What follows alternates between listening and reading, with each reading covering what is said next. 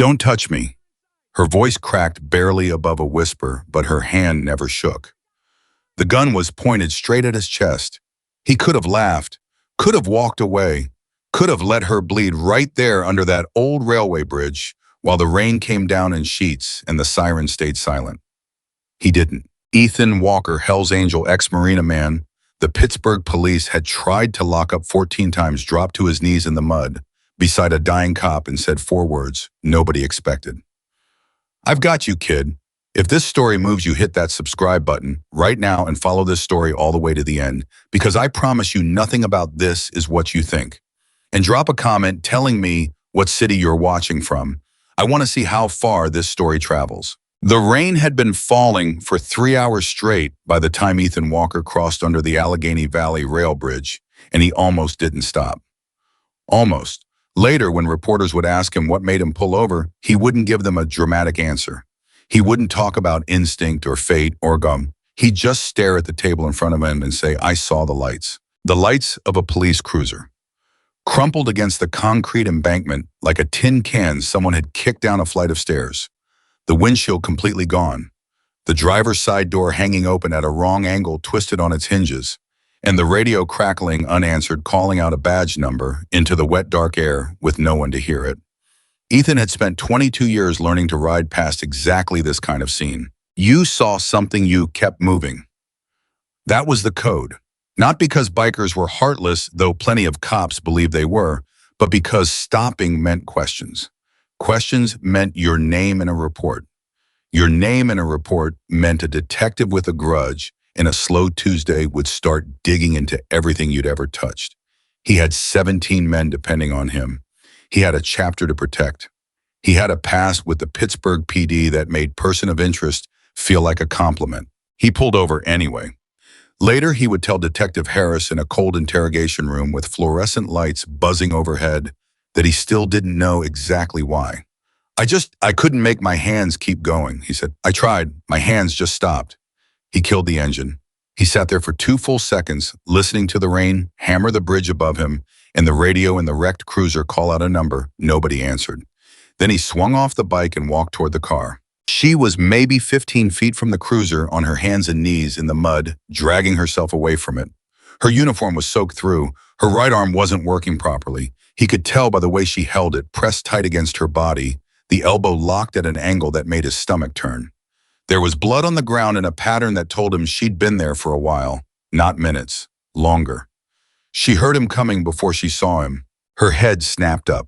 And even with everything that had happened to her, even bleeding, even barely able to lift her own weight, her left hand found her holster and came up with her service weapon in a movement so clean and automatic that Ethan actually stopped walking. Stop! Her voice was tight with pain, but it wasn't weak. Don't you move. He stopped. He put his hands up, slowly, palms out the way you do when someone's finger is already on the trigger and you want them to keep thinking before they use it. She was looking at his chest, at the patch on his leather vest. 3 words she clearly recognized: Hell's Angels. Pittsburgh. You did this. It wasn't a question. Her jaw was set, her eyes were sharp, and even in the rain and the blood. In the dark, she was reading him the way a rookie cop who'd been well-trained reads a stranger. Looking for movement. Looking for a weapon. Looking for the lie. No, Ethan said. He kept his voice flat and even the way he'd learned in the Marine Corps to talk to people who were scared enough to shoot someone. I just wrote up. I found you like this. I don't believe you. That's fine. He didn't move his hands. But you're losing blood. I can see it from here. And if somebody was going to hurt you, I had about 6 better chances to do it before you pointed that at me. A pause. The rain was relentless. My radio, she started. It's transmitting, he said, but nobody's picking up. I heard it for a full minute before I stopped. He watched her process that. Watched the math move behind her eyes, the math that every cop does when something feels wrong about a situation, when the pieces don't add up, when the absence of a response starts meaning more than the presence of anything. How long have you been out here? She didn't answer, which told him the answer was bad. Look, Ethan said. He took 1 slow step forward, just one. She didn't fire. My name is Ethan Walker. I ride with the Angels and I know exactly what that means to you. But right now I'm the only person on this road and your arm is wrong and you've got blood coming from somewhere above your vest line. that I can see from 10 feet away, and I'm not going to stand here and let you die on principle. You're not exactly my first choice of help. Her voice cracked a little on the last word. Not from fear, from pain she was working hard to swallow. I'm your only choice of help, he said. So what do you want to do? Another pause. Longer this time. He watched the gun. He watched her hand.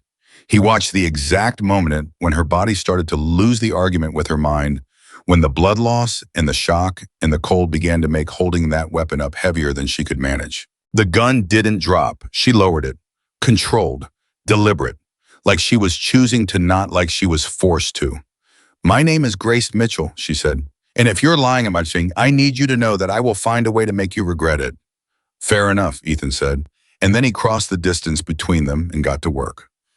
The first thing he did was assess, and the assessment was bad. 2 bullet wounds. One had gone through the meat of her upper left arm and exited clean, which was the good news. The other one hadn't. It had caught the edge of her vest, clipped her just below the protective plates on her right side, and something about the angle told Ethan the vest had slowed it, but not stopped it. He'd seen this in Fallujah. He knew what it looked like when a round did enough damage that you couldn't tell yet how much damage it had done. He pulled his jacket off. He was already soaking wet. It made no difference. This is going to hurt, he said. Everything hurts, she said through her teeth. He pressed the jacket against the wound on her right side and held it. She made a sound, a single sharp intake of breath, and then went quiet. He watched her jaw clench. He watched her make herself stay still. You military, he asked. Not because it mattered, because talking kept people conscious. No, a tight breath. You yeo. Marines 2 tours. He adjusted the pressure. She didn't make a sound that time. You're tough, he said. I've had grown men cry at less. I'm not going to cry in front of a Hell's Angel. Despite everything, there was something almost wry in her voice. Something that surprised him. Good, he said. Save it for later. Can you stand? I don't know. Let's find out. It took 3 attempts and it was ugly, and she hated every second of needing his help to do something she'd done 10,000 times without thinking. He could feel that in her, the frustration underneath the pain, the sheer stubbornness of a person who did not want to be carried. She wanted to do it herself. She was going to make herself do it herself, even if it killed her, almost literally. Stop, he said the second time she tried to stand without leaning on him and nearly went back down. Stop. You're going to tear it open worse. Just put your hand on my shoulder, that's all. You're not asking me for anything. You're just using me as a post. Okay. She looked at him for a moment. Something complicated moved across her face. Then she put her hand on his shoulder. They made it to his Harley. Now here is where a cleaner story would have a clear road and a hospital waiting like a beacon. Here is where the logistics would cooperate. They didn't. The hospital was 11 minutes east. But between the bridge and the hospital, there were 2 things Ethan hadn't counted on. The first was Grace, who lost consciousness for approximately 45 seconds while he was trying to get his phone out and call ahead. Just went out like a light slumped against him, and he had to catch her with his free arm and hold her up one-handed while his heart did something it hadn't done since a firefight in Ramadi. He patted her face hard. Hey, Mitchell, Grace, look at me. Her eyes came back, unfocused then sharpening. Don't, he said. Do not do that again. I didn't do it on purpose, she managed. Well, stop. His voice came out rougher than he meant it to. I don't know your blood type, and I am not watching you die on a Harley. Stay awake. Are you yelling at me? Yes. Is it working? Kind of. Good. Keep being annoyed at me. It's working. The second thing he hadn't counted on was a police checkpoint, 2 blocks from the hospital entrance setup. He'd find out later because of a completely unrelated incident across the city. 2 patrol units, blue and red lights, going officers in rain gear, stopping every vehicle. He almost turned around. I thought about it for exactly 4 seconds. He ran the math on it, what it meant to roll a Harley with a Hells Angels patch up to a police checkpoint at 2 in the morning with an unconscious cop on the back. He thought about what every officer at that checkpoint was going to see when their flashlight hit his vest. He thought about how fast the calculation would go wrong. But Grace's hand was starting to slip from where it had been gripping his jacket. Hold on, he said, loudly. Mitchell, hold on. He drove straight into the checkpoint. Yeah. What happened in the next 90 seconds would eventually require 4 separate official reports, 3 officer interviews, and 1 very long conversation between the police commissioner and the union rep to fully document. But the short version is this. Ethan Walker rolled a Harley-Davidson into a police checkpoint at 2:14 in the morning with a wounded officer who was barely conscious on the back. He stopped immediately when ordered. He kept his hands visible. He said, and this was on the checkpoint's dash cam audio, "She's a cop. Officer down. I need a bus right now, and you can handcuff me to whatever you want once she's in an ambulance." He said it once. One of the officers, a 6-year veteran named Rodriguez, who had a sister in the Army, later said that in that moment he made a decision based entirely on what he saw in front of him, not on what he expected to see. The guy's hands were soaked through. He'd used his jacket as a compress. I could see where the blood had gone through it. That doesn't happen if you're the one who shot someone. I looked at his hands and I believed him. Rodriguez called it in. Another officer got Grace off the bike. The ambulance was there in less than 3 minutes. And then 3 other officers put Ethan Walker's hands behind his back and cuffed him to a patrol car door handle while he stood in the rain and watched the ambulance go. He didn't fight it. He didn't argue. He just stood there cuffed to a car in the rain and watched the lights disappear around the corner. Later, someone would ask him if that made him angry being arrested after saving someone's life. He'd shrug. "I knew they would," he said. "I drove in anyway." By 4 in the morning, Grace Mitchell was in surgery. By 4:15, Ethan Walker was in an interrogation room. The detective who walked in wasn't hostile exactly. Michael Harris was 51 years old, 23 years on the force, and he'd seen enough to know that the version of events that made the most sense wasn't always the right one. He'd also seen enough to know that a Hell's Angel in his interrogation room at 4 in the morning with a wounded officer's blood on his hands was not on its face a situation that called for open-mindedness. He set a cup of coffee on the table. Ethan looked at it, didn't touch it. "You want to walk me through tonight," Harris said. He kept his voice neutral, professionally neutral, the kind that's been practiced until it doesn't cost anything to hold. "I've told 3 officers already." "Now you're telling me." Harris pulled out a chair and sat down across from him. He set a folder on the table but didn't open it. From the top. Ethan looked at him for a moment. Not hostile, not afraid, more like a man trying to figure out how much truth to spend on someone he doesn't yet know deserves it. Then he told it, all of it, exactly as it had happened. He didn't explain or justify or try to shape it. He just moved through it event by event, start to finish in the flat, stripped-back way of someone who learned a long time ago that the truth is the only story you never have to remember. Harris listened. He didn't interrupt, didn't write anything down. He just listened, watching Ethan's face, watching the way his hand stayed still on the table, watching the places in the story where the pauses were and the places where they weren't. When Ethan finished, Harris was quiet for a moment. "You had a gun," he said finally. Ethan looked at him. "I ran your registration when you came in," Harris said. "You carry a licensed Glock 40. You had it on you tonight." "I did," Ethan said. "She pointed a weapon at you." "She did. And you didn't draw." Harris let that sit in the air between them. "No," Ethan said. "Why not?" Ethan looked at the coffee cup. He still didn't touch it. Because she was scared and she'd been shot, and she was pointing a gun at the last person on earth she wanted to trust her life to. He paused. "I wasn't going to make it worse." Harris looked at him for a long time. "I need to verify everything you've told me," Harris said finally. "I know. You understand you're not free to leave." "I know that too." Harris stood. He reached over and slid the coffee cup to where Ethan's hand was resting on the table. "Then drink your coffee. It's going to be a long morning." He walked out. He closed the door, and in the hallway outside, he stood for a moment with his hand on the door frame. 23 years on the job, and Michael Harris had heard a lot of stories in that room. He'd heard good liars and bad ones. He'd heard people who cried and people who didn't. He'd heard innocent men who sounded guilty and guilty men who sounded innocent. He'd never heard anyone who sounded exactly like that, like someone who had simply told him what happened. He pulled out his phone and called the hospital. He asked about Grace Mitchell. "She was in surgery," the voice on the other end said. "Touch and go." Harris closed his eyes. Touch and go. He stood there in that hallway for a moment, and then he went to pull the dispatch logs from the night's calls. The logs for the call that sent Grace Mitchell out to that bridge were gone. Not misfiled, not delayed, gone. Harris stood at the terminal and stared at the screen, and somewhere in his chest something shifted. Something that had been sitting comfortably in the category of open and shut moved into a category he'd spent 23 years learning to dread. Something was very, very wrong here. And it wasn't the man in leather sitting in his interrogation room. Grace Mitchell came out of surgery at 6:47 in the morning. The surgical team had worked for nearly 3 hours. The round that had caught the edge of her vest had done what they'd feared: fragment damage.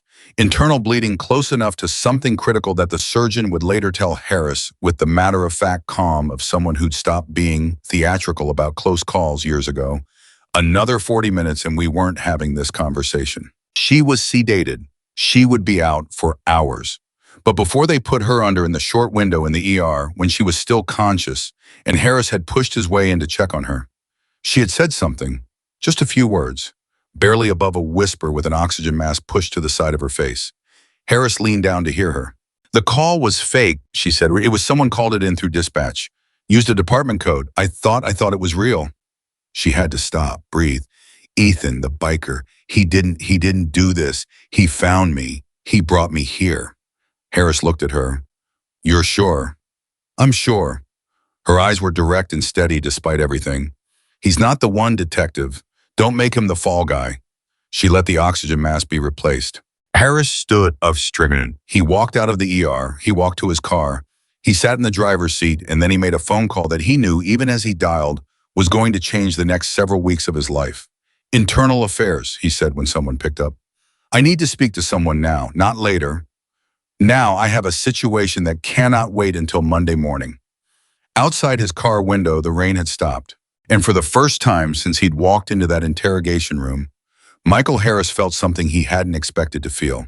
He felt like a man who was just now beginning to understand the actual shape of the thing in front of him. And it was much, much larger than one wounded officer and one unlikely rescuer. Much larger. And whoever had set it in motion, whoever had made that fake dispatch call, whoever had erased those logs, whoever had sent a 25-year-old rookie cop out to a deserted bridge at 2 a.m. with no backup, they had made one mistake. She survived. The call to internal affairs took 11 minutes to route to the right person.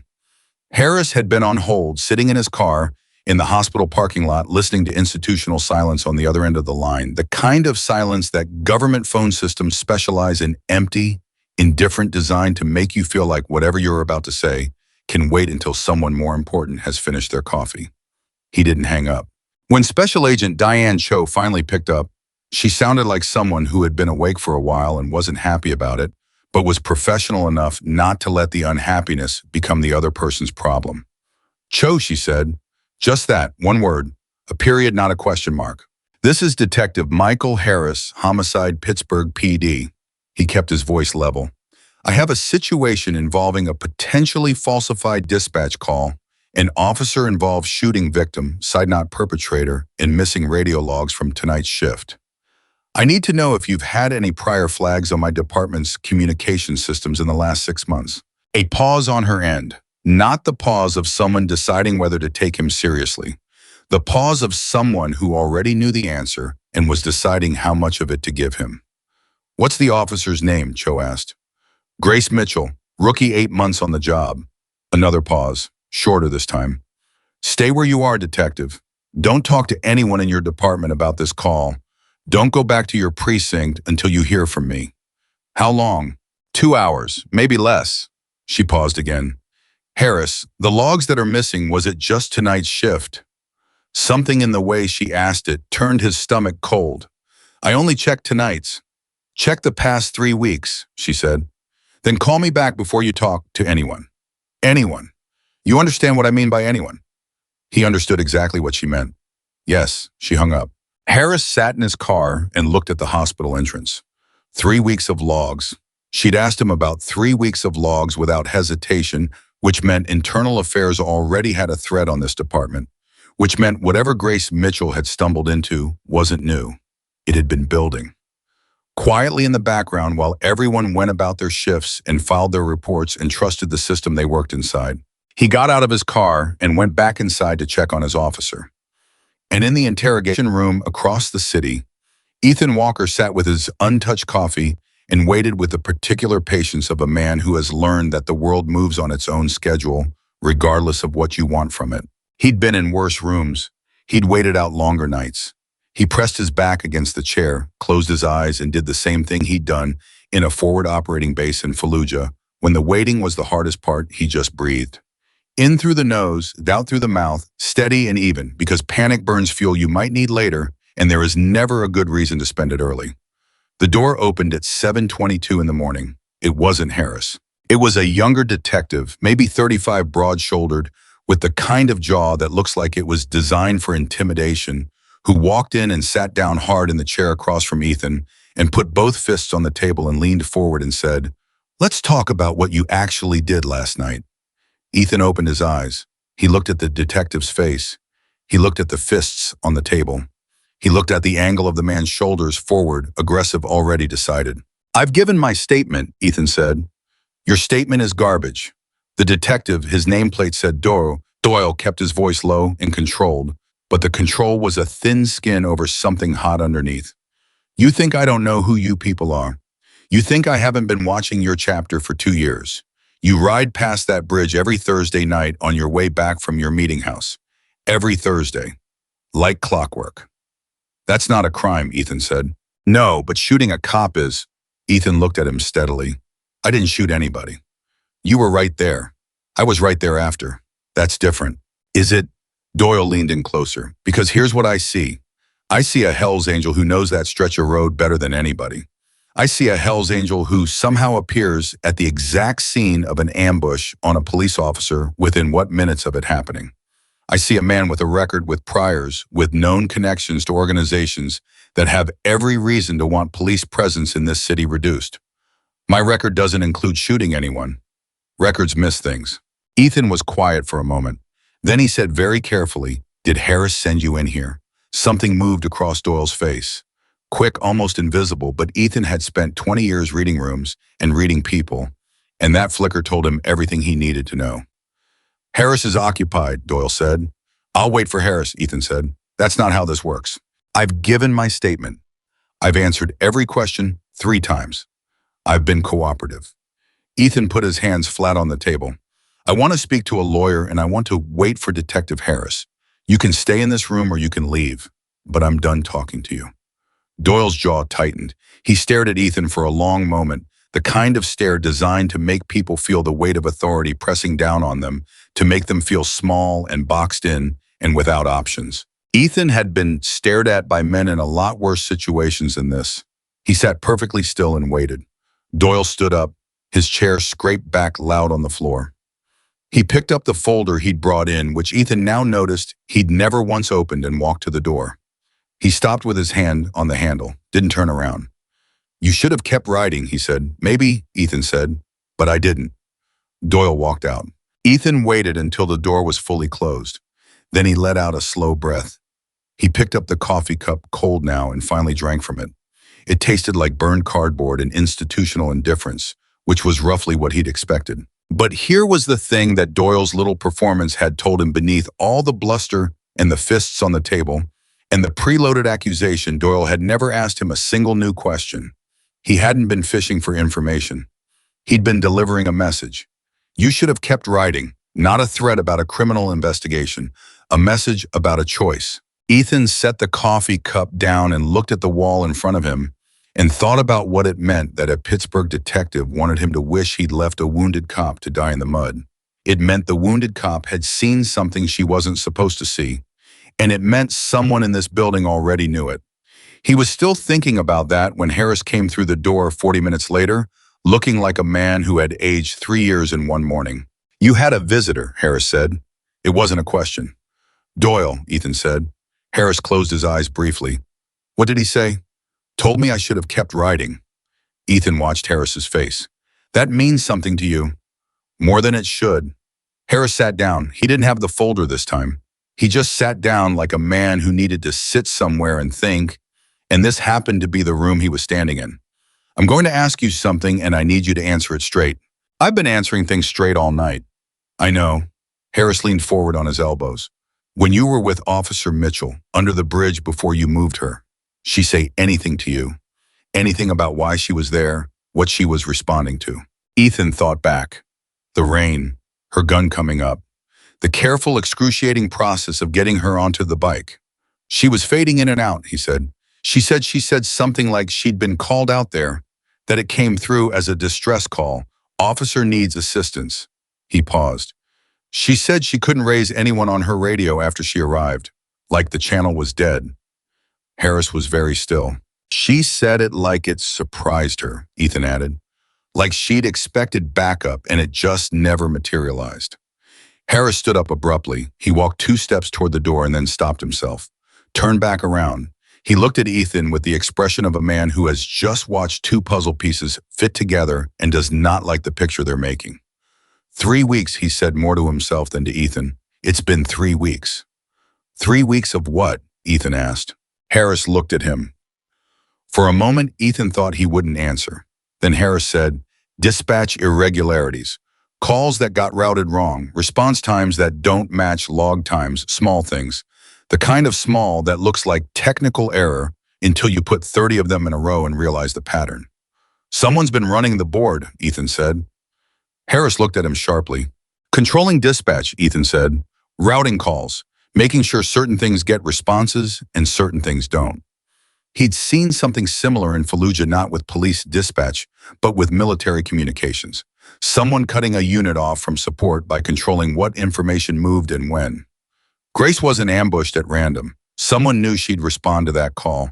Someone made sure she'd go alone and made sure no one would come when she didn't check back in. Harris was looking at him differently now. Not like a suspect, like something else. Something Harris wasn't entirely comfortable with. You should have been a detective, he said, and it didn't sound entirely like a compliment. I should have been a lot of things, Ethan said. Right now, I'd settle for not being handcuffed to the furniture. Harris glanced at the cuffs on Ethan's wrist looped through the chair arm. He was quiet for a moment. Then he reached into his pocket, produced a key, and uncuffed him without another word. Ethan looked at him. Don't make me regret that, Harris said. You really going to let me walk out of here? You're not walking out. You're being released pending investigation. Technically, you're a material witness, not a suspect. Harris paused. But I want your number, and I want your word that you don't disappear. I don't disappear, Ethan said. He stood up and rolled his wrist where the cuff had been. I also don't forget who treated me straight. They looked at each other across that small fluorescent room, a 23-year veteran of the Pittsburgh police force, and a man whose entire history should have made them enemies, and something passed between them that neither of them would have known how to name out loud. Her name is Grace Mitchell, Harris said, and she asked me not to make you the fall guy.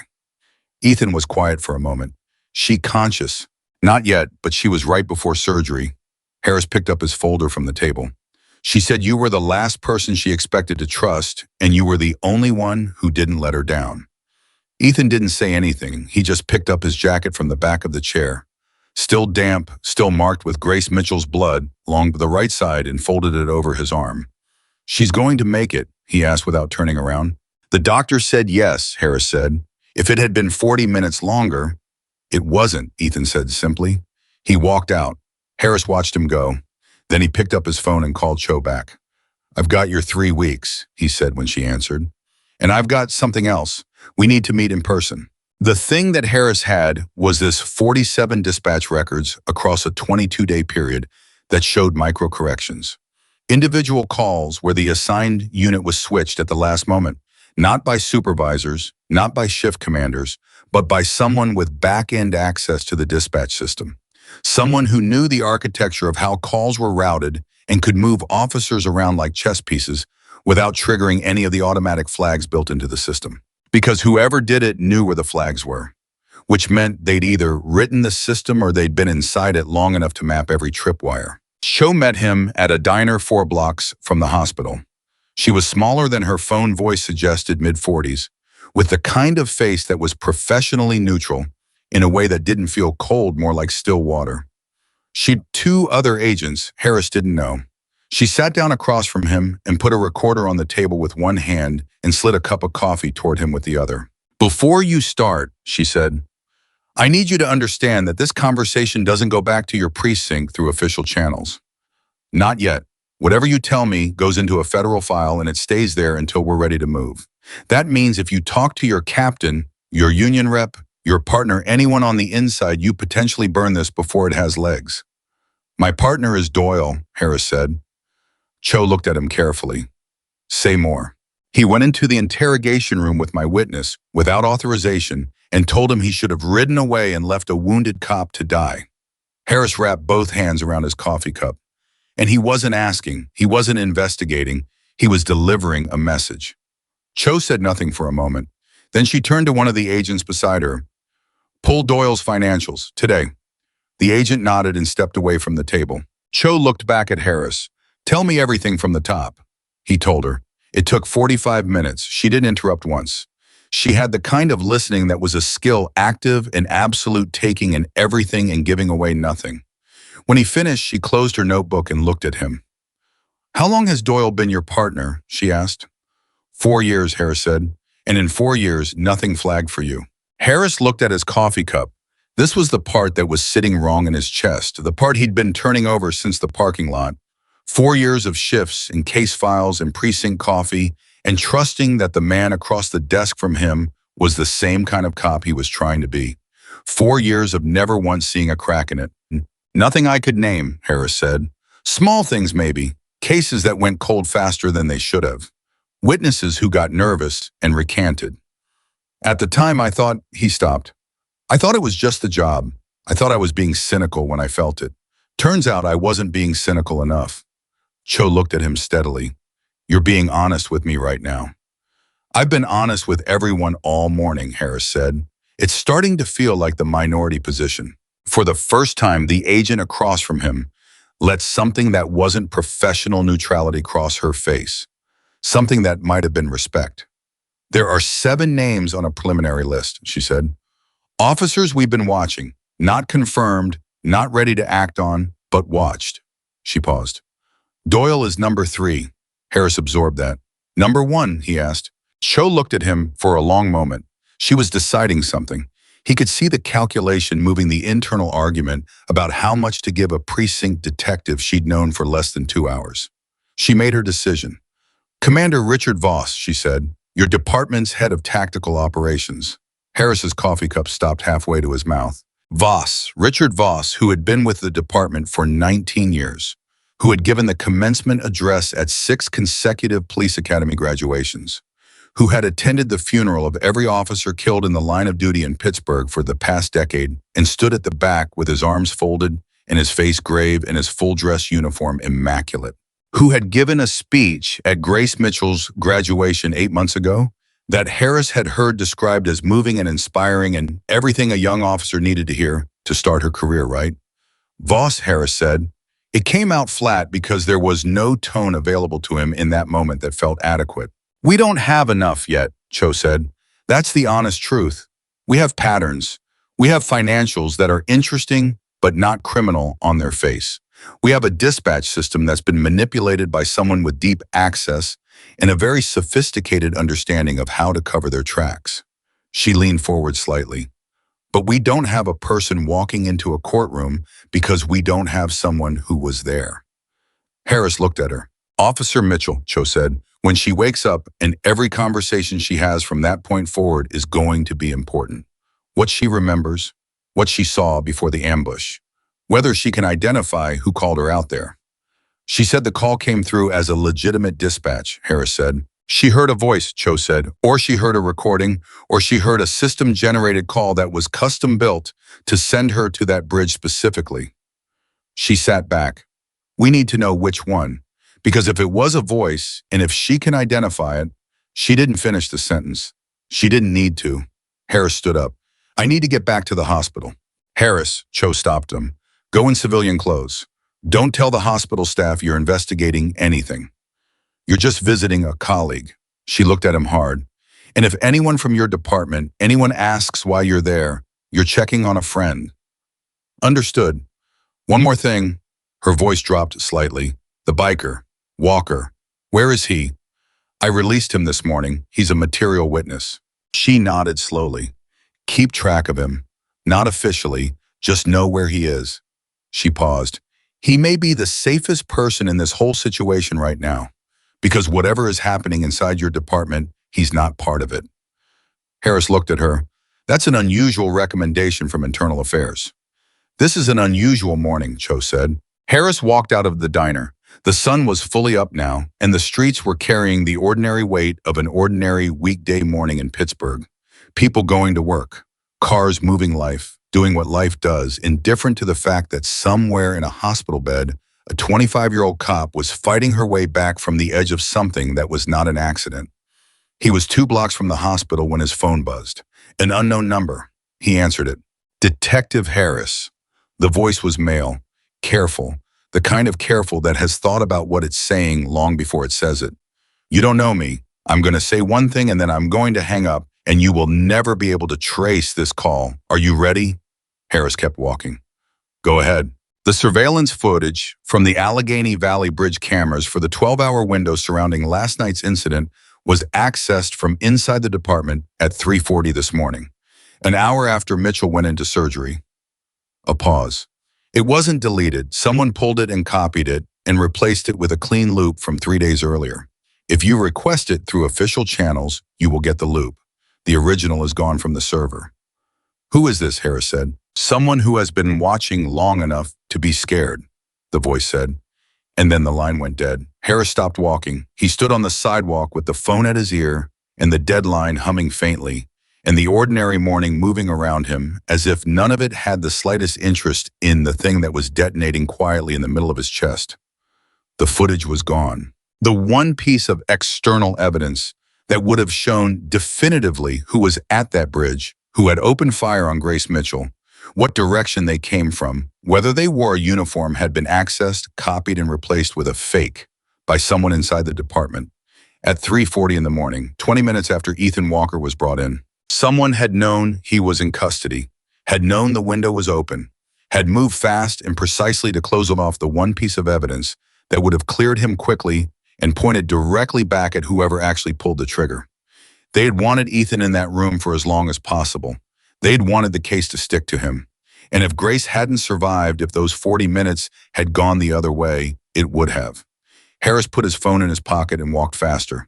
In her hospital room on the 3rd floor, Grace Mitchell was not as the doctors had predicted, still fully sedated. She had come up out of the anesthesia an hour ahead of schedule, the way some people do stubbornly against the grain, as if even their body's chemistry refused to comply with other people's timelines.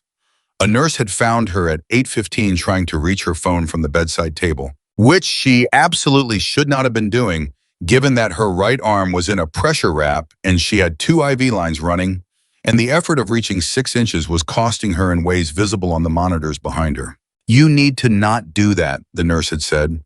I need my phone, Grace had said with the particular precision of someone who is in significant pain and has decided that the pain is not relevant to the conversation. You need to rest. I need my phone first and then I'll rest.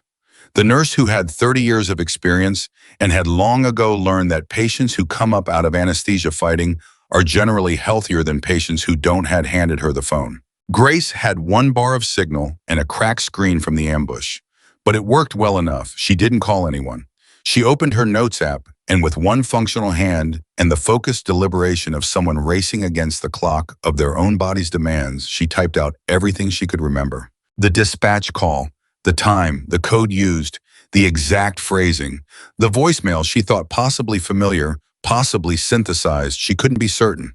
The bridge, the headlights that appeared without a vehicle sound preceding them, which was the detail she remembered most clearly, because it had struck her as wrong in the half second before the first shot, the way your brain registers wrong before it registers danger. The direction the shots came from.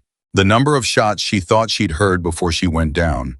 The detail she hadn't told anyone yet. The detail she'd been holding on to because she'd needed to be sure she wasn't misremembering it. She typed it out, stared at it, read it back. She wasn't misremembering it.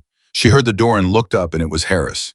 He looked like a man who had been awake for 24 hours and had received bad news at least 3 times in those hours, which was accurate. He stopped when he saw her eyes open. You're awake, he said, which was somewhat redundant. Evidently, she said. Her voice was rough from the tube they had had down her throat during surgery, and it hurt to use it, and she was using it anyway. Close the door. He closed it. I need to tell you something, she said, before anyone else comes in. before anyone from the department checks on me. I need you to hear this, and I need you to know that I'm clear-headed and I know what I'm saying." Harris came to the bedside. He sat in the chair next to it. "I recognize the code used in the dispatch call," Grace said. "The officer needs assistance code. It was the right format. It was the right cadence. It came through the right channel." She paused to breathe carefully. "But here's what I know now that I didn't know when I took the call.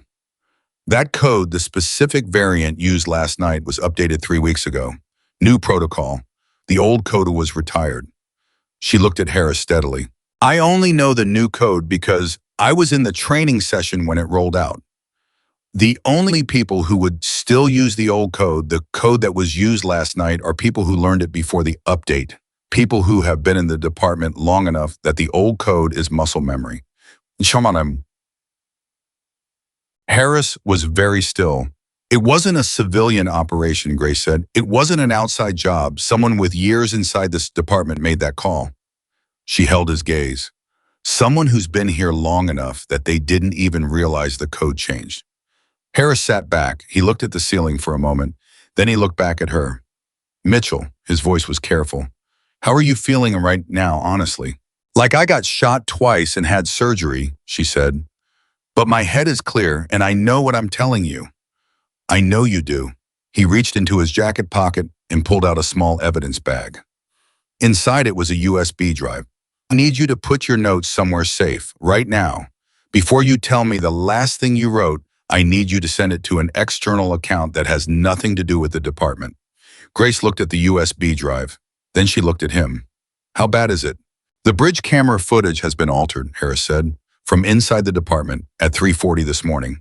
Grace absorbed that. Something moved across her face, not shock exactly.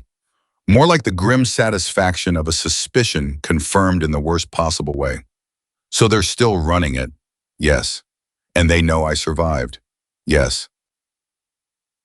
She looked at the IV line in her arm. She looked at the door. She thought about the fact that anyone in this hospital wearing a Pittsburgh police badge could walk through that door at any moment, and she had no way of knowing which of those people were still the things she'd signed up to be part of, and which ones had turned into something she'd never been trained to recognize. "I need you to call Ethan Walker," she said. Harris blinked. "The biker. I know who he is." She met Harris's eyes directly. "He found me when nobody else did. He brought me in when he had every reason not to. And right now, the list of people I trust inside this department just got very short very fast." She paused. "He's not inside this department." Harris looked at her for a long moment. "Already told Cho to keep track of him," he said. "Good." Grace closed her eyes briefly, then opened them. "One more thing. Commander Voss came to see me before my academy graduation. He pulled me aside. I thought it was to wish me well. He said—" She stopped and her expression changed in a way that was hard to watch, the expression of someone replaying a memory and seeing it differently than they did the first time. He said, "In this job, the first thing you learn is who you can trust. Everything else is just details." I thought he meant it as encouragement. She looked at Harris. "He was telling me something else entirely, wasn't he?" Harris didn't answer. He didn't have to. Grace looked at the door again. At the ordinary, terrible fact of it, the closed door of a hospital room, and the question of what was on the other side of it. "Okay," she said quietly. Not a word of defeat. A word of decision. The voice of someone taking hold of the thing in front of them with both hands, even when both hands are barely working. "Okay, then let's figure out how to prove it." Harris walked out of Grace's hospital room, carrying two things: a photograph on his phone of her handwritten notes and the weight of a name he couldn't say out loud to anyone in his department. Richard Voss, 19 years, commendations, funerals, graduation speeches. The man who stood at the back of every ceremony with his arms folded and his face grave, looking exactly like what everyone needed him to be.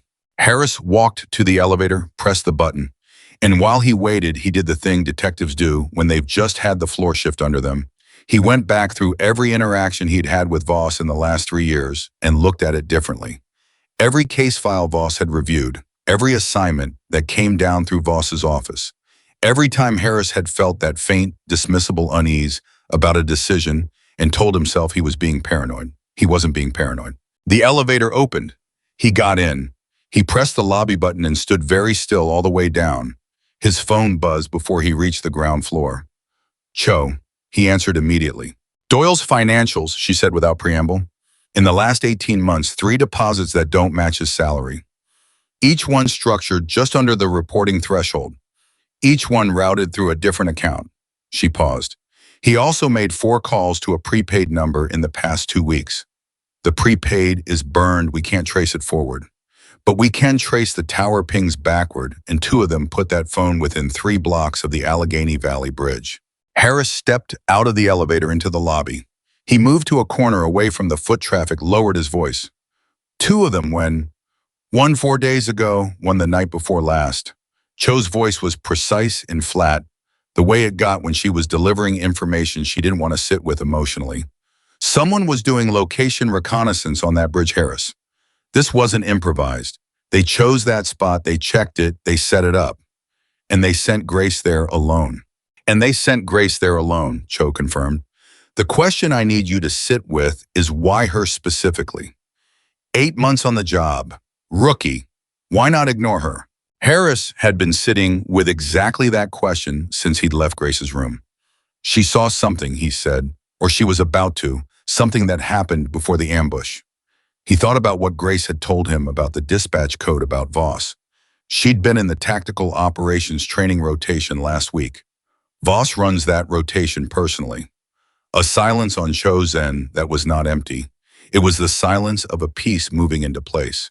What kind of training? Communication protocols, dispatch architecture, how the department routes high-priority calls. Harris leaned against the wall.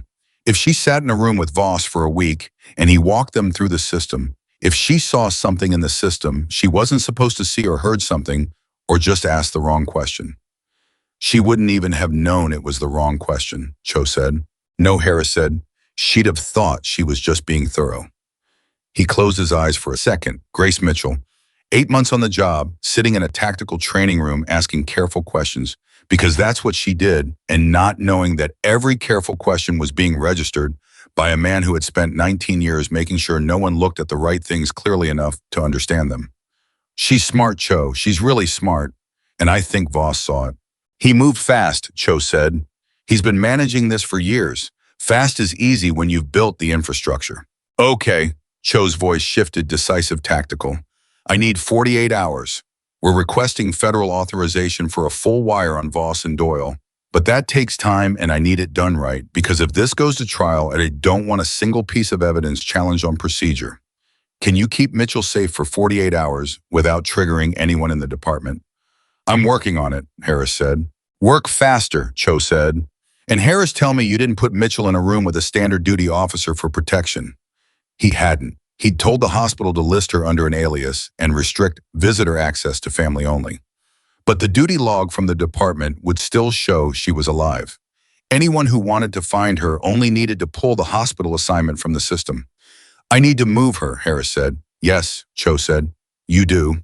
He hung up. He stood in the corner of that hospital lobby for exactly 4 seconds, running the options. Who could he call? Who on his floor was clean, genuinely clean, not just uninvolved?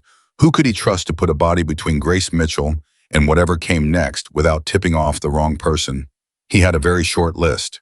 And then with the slightly disorienting clarity of a thought that arrives from somewhere you didn't expect, he thought of Ethan Walker.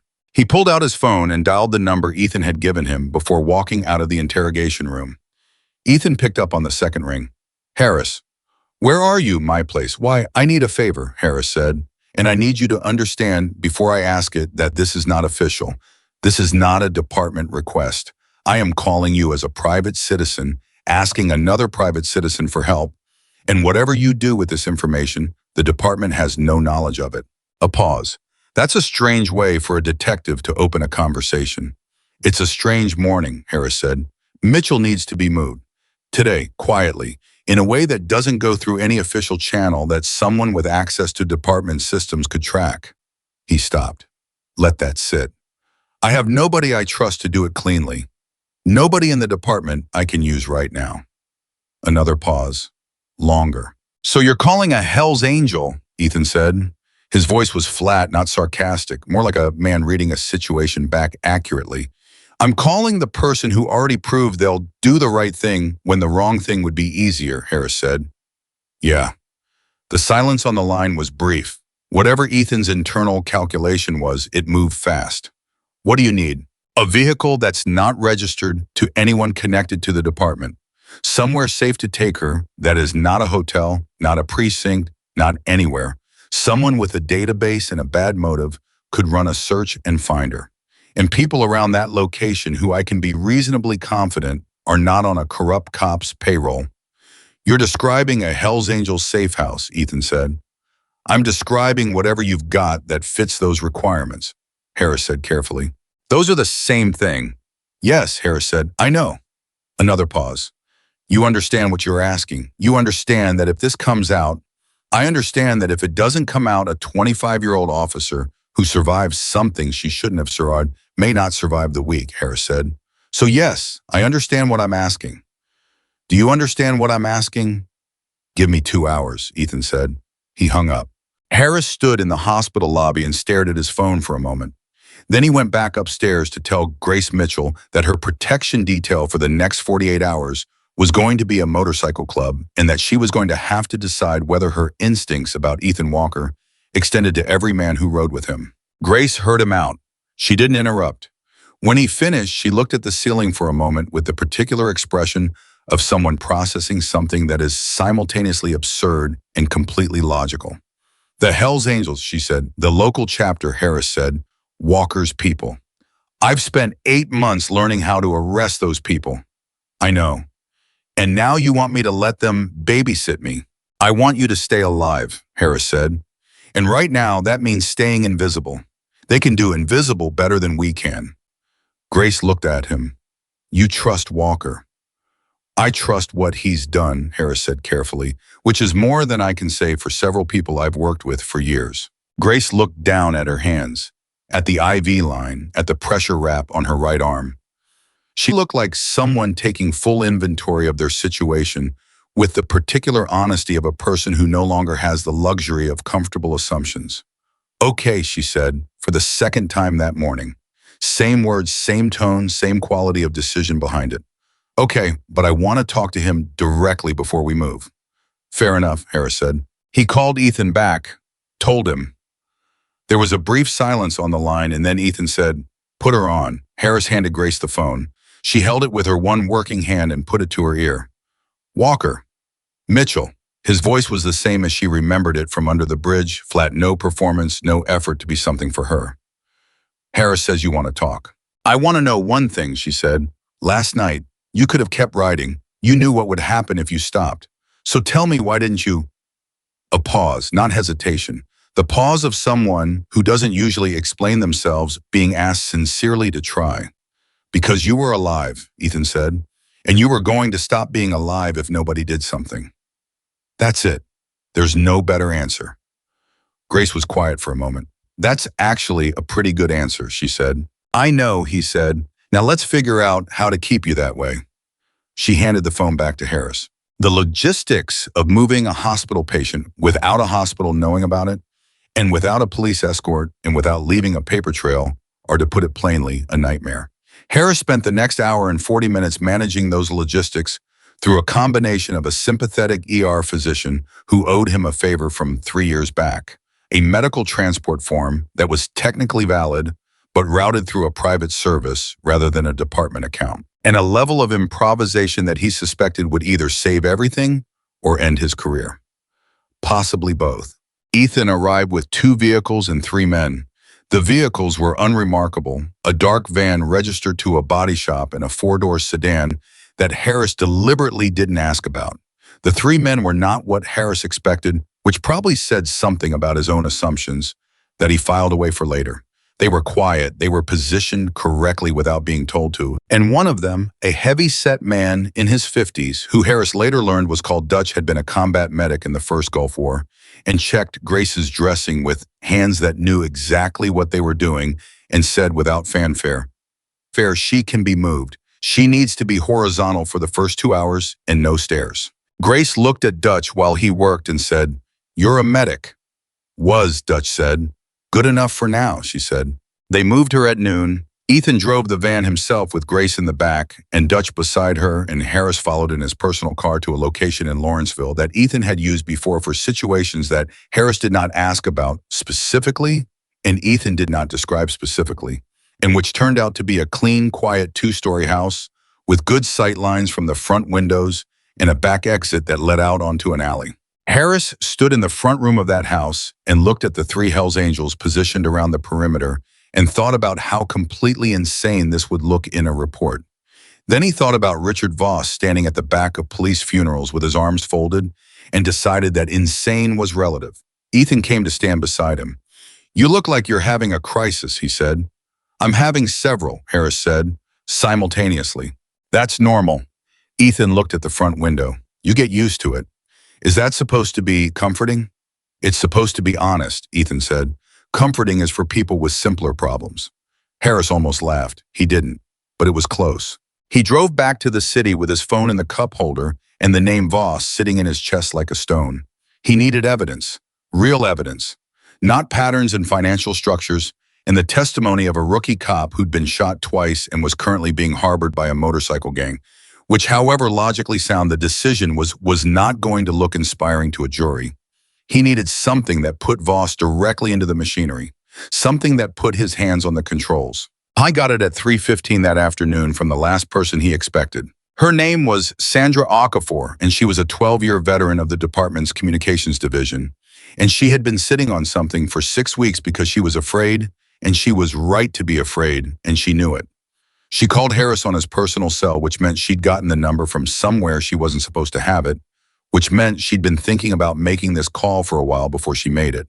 "I need to meet you," she said. "Not at the precinct, not anywhere near it." Harris drove to the coffee shop she named. She was already there when he arrived, sitting at the back with her hands wrapped around a cup she wasn't drinking from, and the posture of someone who has rehearsed what they're about to say and is terrified of saying it anyway.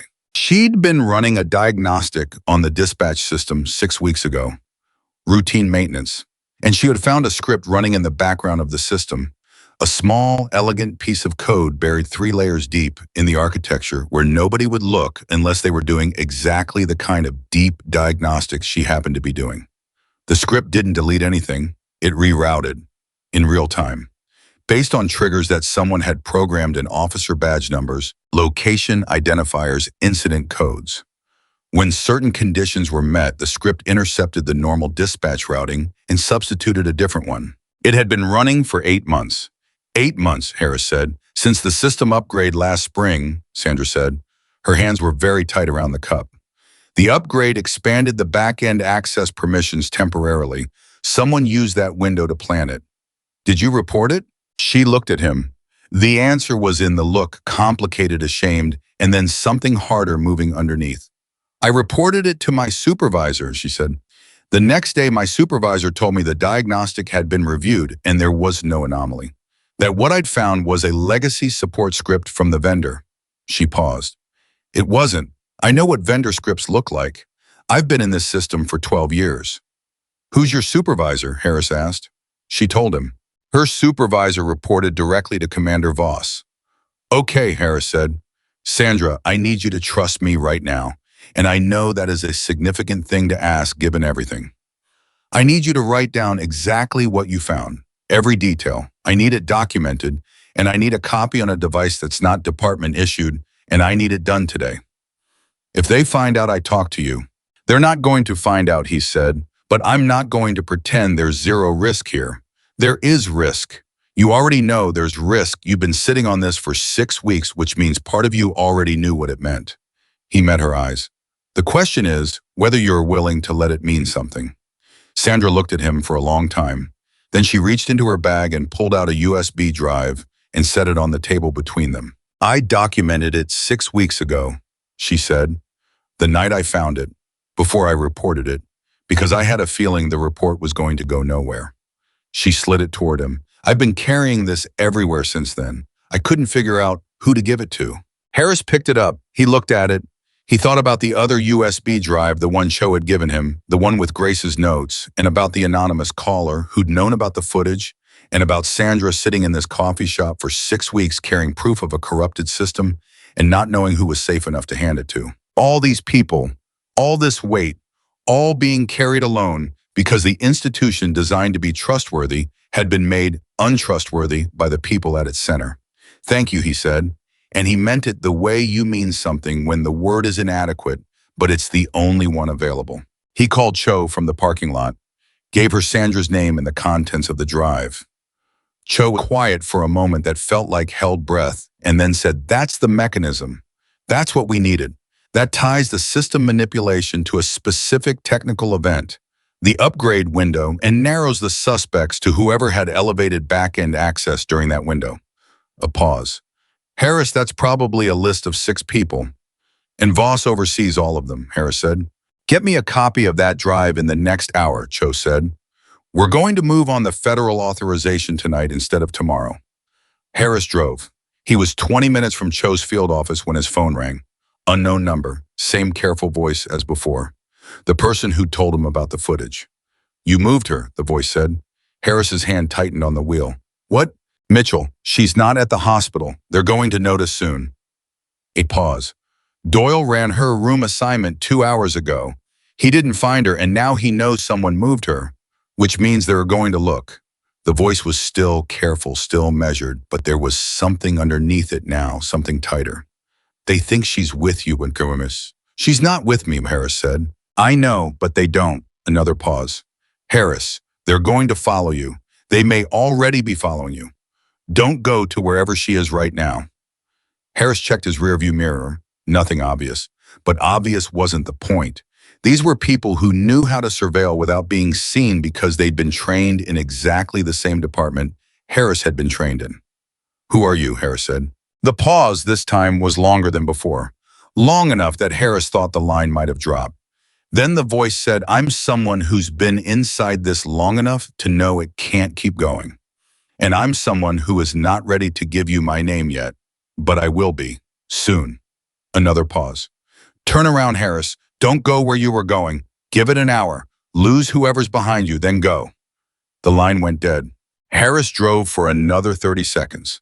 Then he turned right instead of continuing straight the exact opposite direction from Cho's field office. He drove for 20 minutes in a deliberate pattern, changing direction 4 times, and watched his rearview mirror with the focused attention of someone who'd been trained in surveillance and knew what he was looking for. On his 3rd direction change, he saw it. A gray sedan, 2 cars back. It had made the same 3 turns he'd made. His chest did something cold. He was being followed, inside his own city, by people from inside his own department, people who'd been trained in the same techniques he was using to try to lose them.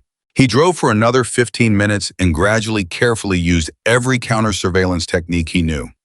He went through a parking garage with 2 exits. He drove a pattern that required commitment to following him that became progressively more obvious. Eventually, the sedan didn't appear again. He pulled into a gas station parked at the pump and sat there with his hands on the wheel. They knew he knew, or they suspected, and they were watching him now, which meant the net was pulling tighter, which meant Cho's 48-hour window was already shrinking. He called Cho from a payphone inside the gas station. He hadn't used a payphone in 15 years.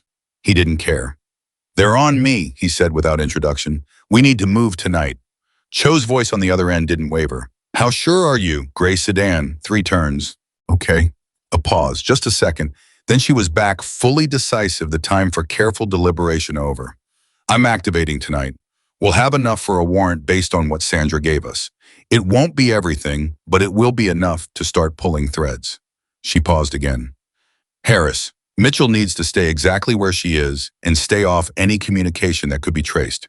Can you get a message to her through Walker without using your phone?" "Yes," he said, because Ethan had handed him a note before he left Lawrenceville, a handwritten note with an address 2 blocks from the safe house, and the words, "If you need to reach us without a call, send someone here." And Harris had put it in his jacket pocket and thought it was overkill at the time, and now he thought it was exactly right.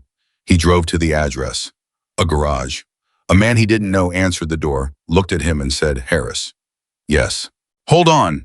The man went inside. A minute later, he came back. "Walker says come in." Harris walked into a garage that had 3 motorcycles in various states of repair and 2 men sitting at a workbench. Ethan was on a phone call. He finished it in 30 seconds, looked at Harris and said, "Talk." Harris talked. He told him about the tale, about Cho moving tonight, about the anonymous source, about Doyle pulling Grace's room assignment. He told it fast and clean, the way he'd learned to brief, and Ethan listened the way he'd learned in the Corps to receive a briefing, completely still, completely present, no interruption. When Harris finished, Ethan said, "How many people do you think know where she actually is?"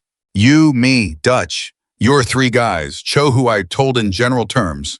Harris paused. "That's it? Then she stays where she is." Ethan's voice was certain. "She moves and she creates exposure, stays put and she's invisible." He looked at Harris. "What about your anonymous caller? You think they're on our side?" "I think they're on the side of this not going worse than it has to," Harris said, "which right now is close enough." Ethan nodded. Then he said something that Harris didn't expect. "I want to be there tonight, when you move on, Voss." Harris stared at him. "You cannot be at a federal operation." "I know that." Ethan met his eyes. "I'm not asking to make arrests. I'm asking to know it happens, in real time." He paused. "I've got men out of their houses and away from their families to protect a cop they've never met. I want to know it was worth it while it's still happening, not 24 hours later on the news." Harris looked at him for a long moment. A Hell's Angel asking to be present, not involved, not armed, just present at the closing moment of a federal investigation. There was no policy for this. There was no protocol. There was no version of the rulebook that addressed this exact situation, because the rulebook had been written by people who never imagined the situation would exist. Harris made the kind of decision he'd been making all day, the kind that ignored the rulebook not out of carelessness, but out of a hard-eyed assessment of what the rulebook or a book was designed to protect, and the recognition that required going around the rulebook's edges. "You stay in your vehicle," Harris said. "You keep your phone on. I call you when it's done." Ethan considered that. "I want a position where I can see the entrance of Voss's building." Harris almost said no. He thought about it for 3 full seconds. He thought about everything Ethan Walker had done in the last 18 hours and about what Grace had said, "You didn't save a police officer, you saved a human being," and about the fact that this man had rearranged his world without being asked, without credit, without any reasonable expectation of either. "Fine," Harris said, "but you are a ghost. You don't exist." "That's generally how I prefer to operate," Ethan said. Harris drove back to the city. He called Cho. He told her they were on for 9 o'clock. And in the safe house in Lawrenceville, Grace Mitchell was lying on a couch with Dutch sitting nearby reading a newspaper, and 2 men she didn't know positioned quietly around the house, and she was thinking about Richard Voss standing at the back of her graduation ceremony. She was thinking about the speech he'd given.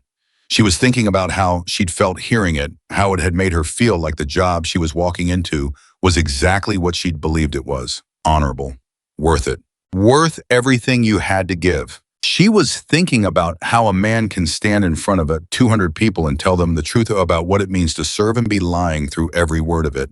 She heard Dutch turn a page of his newspaper. She heard one of the men shift his weight somewhere near the back of the house. She thought about Ethan Walker, about the fact that he'd handed his jacket to a cop who'd pointed a gun at him and hadn't asked for anything back. Not gratitude, not recognition, not even basic courtesy, which she admitted she hadn't been in a position to offer. She thought about what it meant that the person who crossed enemy lines to save her was the person the system had been designed to treat as the enemy, and that the people the system had been designed to trust had been the ones trying to kill her. She stared at the ceiling of an unfamiliar room and felt the particular vertigo of a worldview adjusting itself under enormous pressure. Not breaking, not collapsing, adjusting. The way something strong and honest adjusts slowly with difficulty and in the direction of something truer than what it was before. "Dutch," she said. "Yeah," he said from behind his newspaper. "Why are you here, really? You don't know me." The newspaper came down. Dutch looked at her with the unhurried face of a man who has thought about a great many things for a long time. "Walker asked," he said. "That's it." "Walker doesn't ask things he doesn't mean," Dutch said. 30 years I've ridden with that man. In 30 years. He has never once asked me to do something that wasn't worth doing." He looked at her steadily. "So when he calls me at 9 in the morning and tells me there's a cop who got set up and nearly killed and needs protecting, I ask him one question." "What question?" Grace said. "How fast do you need me there?" Dutch said. He lifted the newspaper back up. Grace looked at the ceiling again. She thought she probably shouldn't be as moved by that as she was, but she'd been shot twice, and she was running on surgical anesthesia and the adrenaline afterglow of genuine mortal fear. And somewhere in the middle of all of that, a 60-something combat medic had told her that 30 years of brotherhood meant you showed up when someone asked, no questions needed. She thought about her department, about what 30 years of that was supposed to mean, about what it was supposed to look like, about what it had actually looked like at 2 in the morning under a railway bridge. At 8:47 that evening, Harris texted Ethan a single address. Ethan texted back 2 letters. Okay, at 8:59 Cho's team was in position. 4 federal agents plus 3 local law enforcement from a neighboring jurisdiction, deliberately not Pittsburgh PD for obvious reasons. At 9:02, Ethan Walker parked his Harley 1 block from Richard Voss's apartment building and sat on it in the dark and watched the entrance with the same stillness he'd used to watch a lot of things in his life that mattered. At 9:04, the lights in the lobby came on as Cho's team went through the front door with a federal warrant. At 9:07, Harris called Ethan's phone. It rang twice. Ethan picked up. "We have him," Harris said. A silence on the line, not empty, full of something that didn't have a clean name, the compressed weight of an entire night, of a woman bleeding in the mud, of a decision made under a railway bridge that had detonated outward in every direction until it reached this moment. "And Mitchell," Ethan said. "She's safe," Harris said. "You can bring her in tomorrow. Cho wants her statement as soon as she's physically able." Another silence. "Tell her," Ethan started. He stopped. "Tell her Dutch says she's tougher than most of the guys he's served with. He wanted her to know that." Harris smiled. It was a small thing and tired and genuine. "I'll tell her." "Good." A pause. "Harris?" "Yeah." "You did all right," Ethan said, "for a cop." Harris looked at the entrance of Voss's building and thought about 19 years in a graduation speech and the long, quiet work of someone building a house of corruption inside a house that was supposed to be made of something else entirely. "You did all right too," Harris said, "for a Hell's Angel." He heard something on the other end of the line that might have been a short, dry sound of amusement. Then Ethan hung up. And for the first time since 2:14 in the morning, since a motorcycle rolled into a police checkpoint in the rain, and a man with blood-soaked hands said, "She's a cop, I need a bus," Harris felt the thing in his chest ease. Not resolve, not finish. The story was nowhere near finished. The investigation would take months. The trials would take longer. The damage done to a department in a city's trust would take years to repair, if it ever fully was. But Voss was in custody. Doyle was next. And Grace Mitchell was alive in a house in Lawrenceville, surrounded by men who had every reason to leave her and had chosen without hesitation to stay. Harris put his phone in his pocket and walked toward the building. Behind him in the dark, he heard a motorcycle engine turn over deep, even unhurried, and then the sound of it moving away through the city streets, steady and sure, like a man who has done what he came to do and needs nothing from the doing of it. He didn't look back. He didn't need to. Richard Voss did not go quietly. That was the first thing Harris would tell people afterward, when people asked, and people would ask for months, the way they always ask about the moment when something large and long-standing finally falls. He didn't go quietly and he didn't go small. He went the way men go who have spent 19 years constructing a version of themselves so thoroughly that they've forgotten it's a construction. He went with indignation, with the particular fury of someone who believes genuinely and completely that the rules they've broken don't apply to people like them. When Cho's team came through the door of his apartment, Voss was in his kitchen. He heard them before he saw them, and he came out of that kitchen already talking, already performing, already, standing at full height in his undershirt and slacks with the bearing of a man who has commanded rooms for 2 decades and cannot conceive of a room he doesn't command. "Do you know who I am?" he said. Flat, not a question, a statement of architecture. "This is the structure of reality, and you are about to collide with it."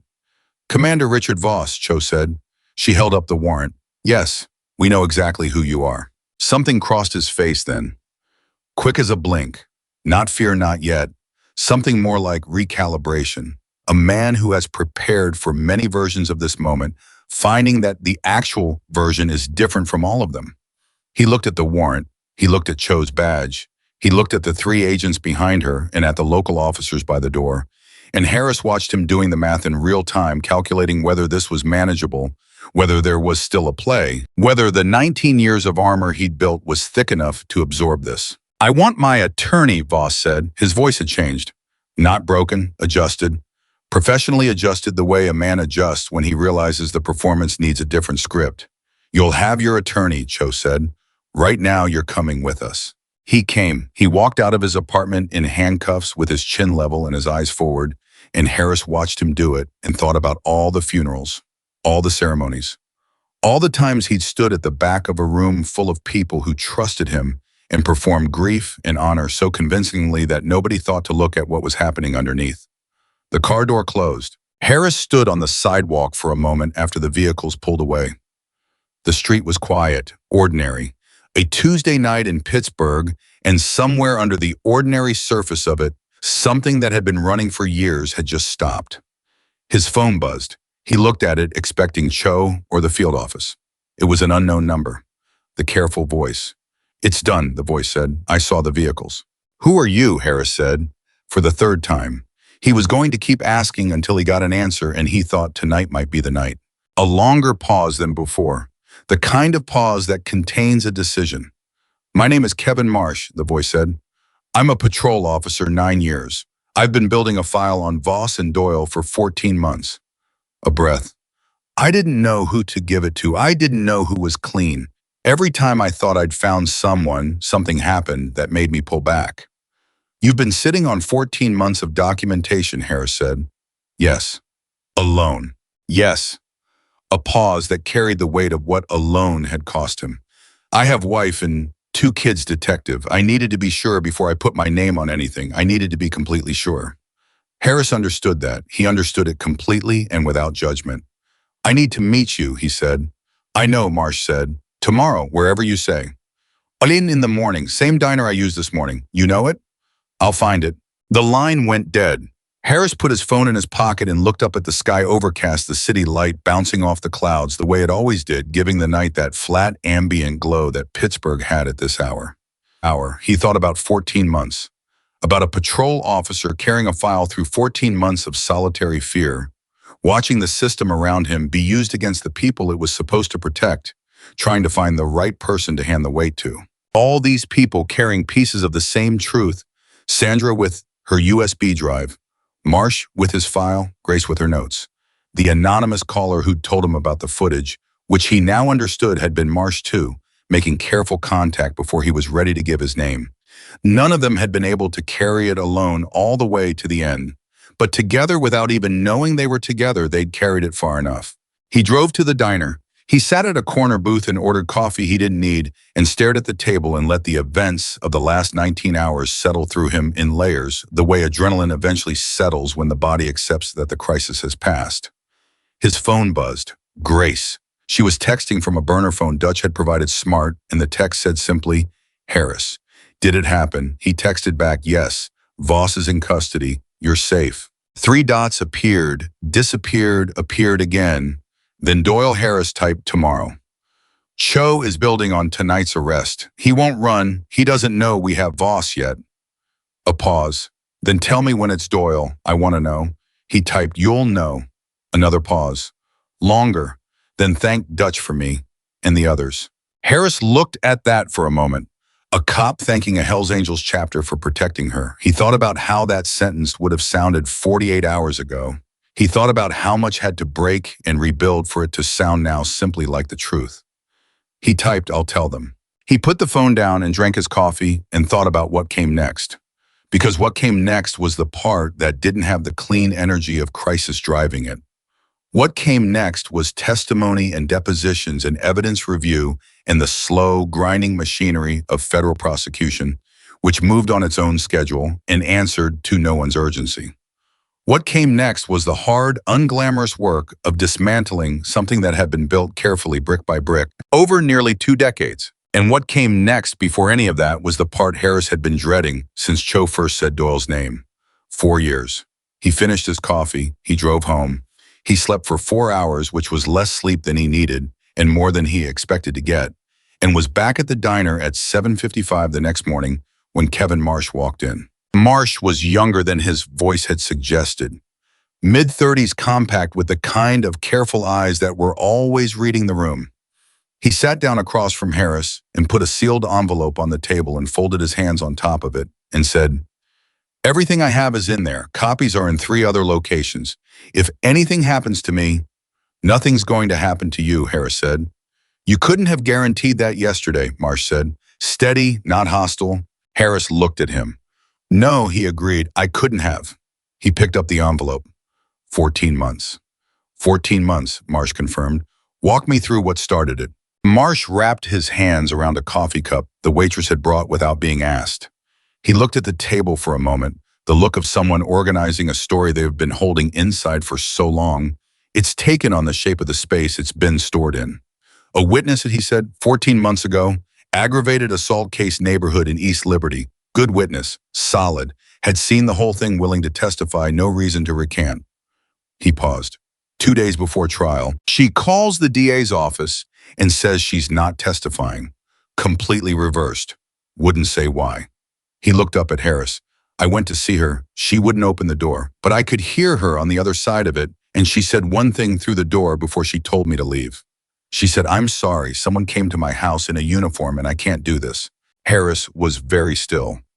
"Someone came to her house," Marsh said, "in a uniform, which means either a co or someone in a police uniform went to a witness's home to intimidate her into silence before a trial."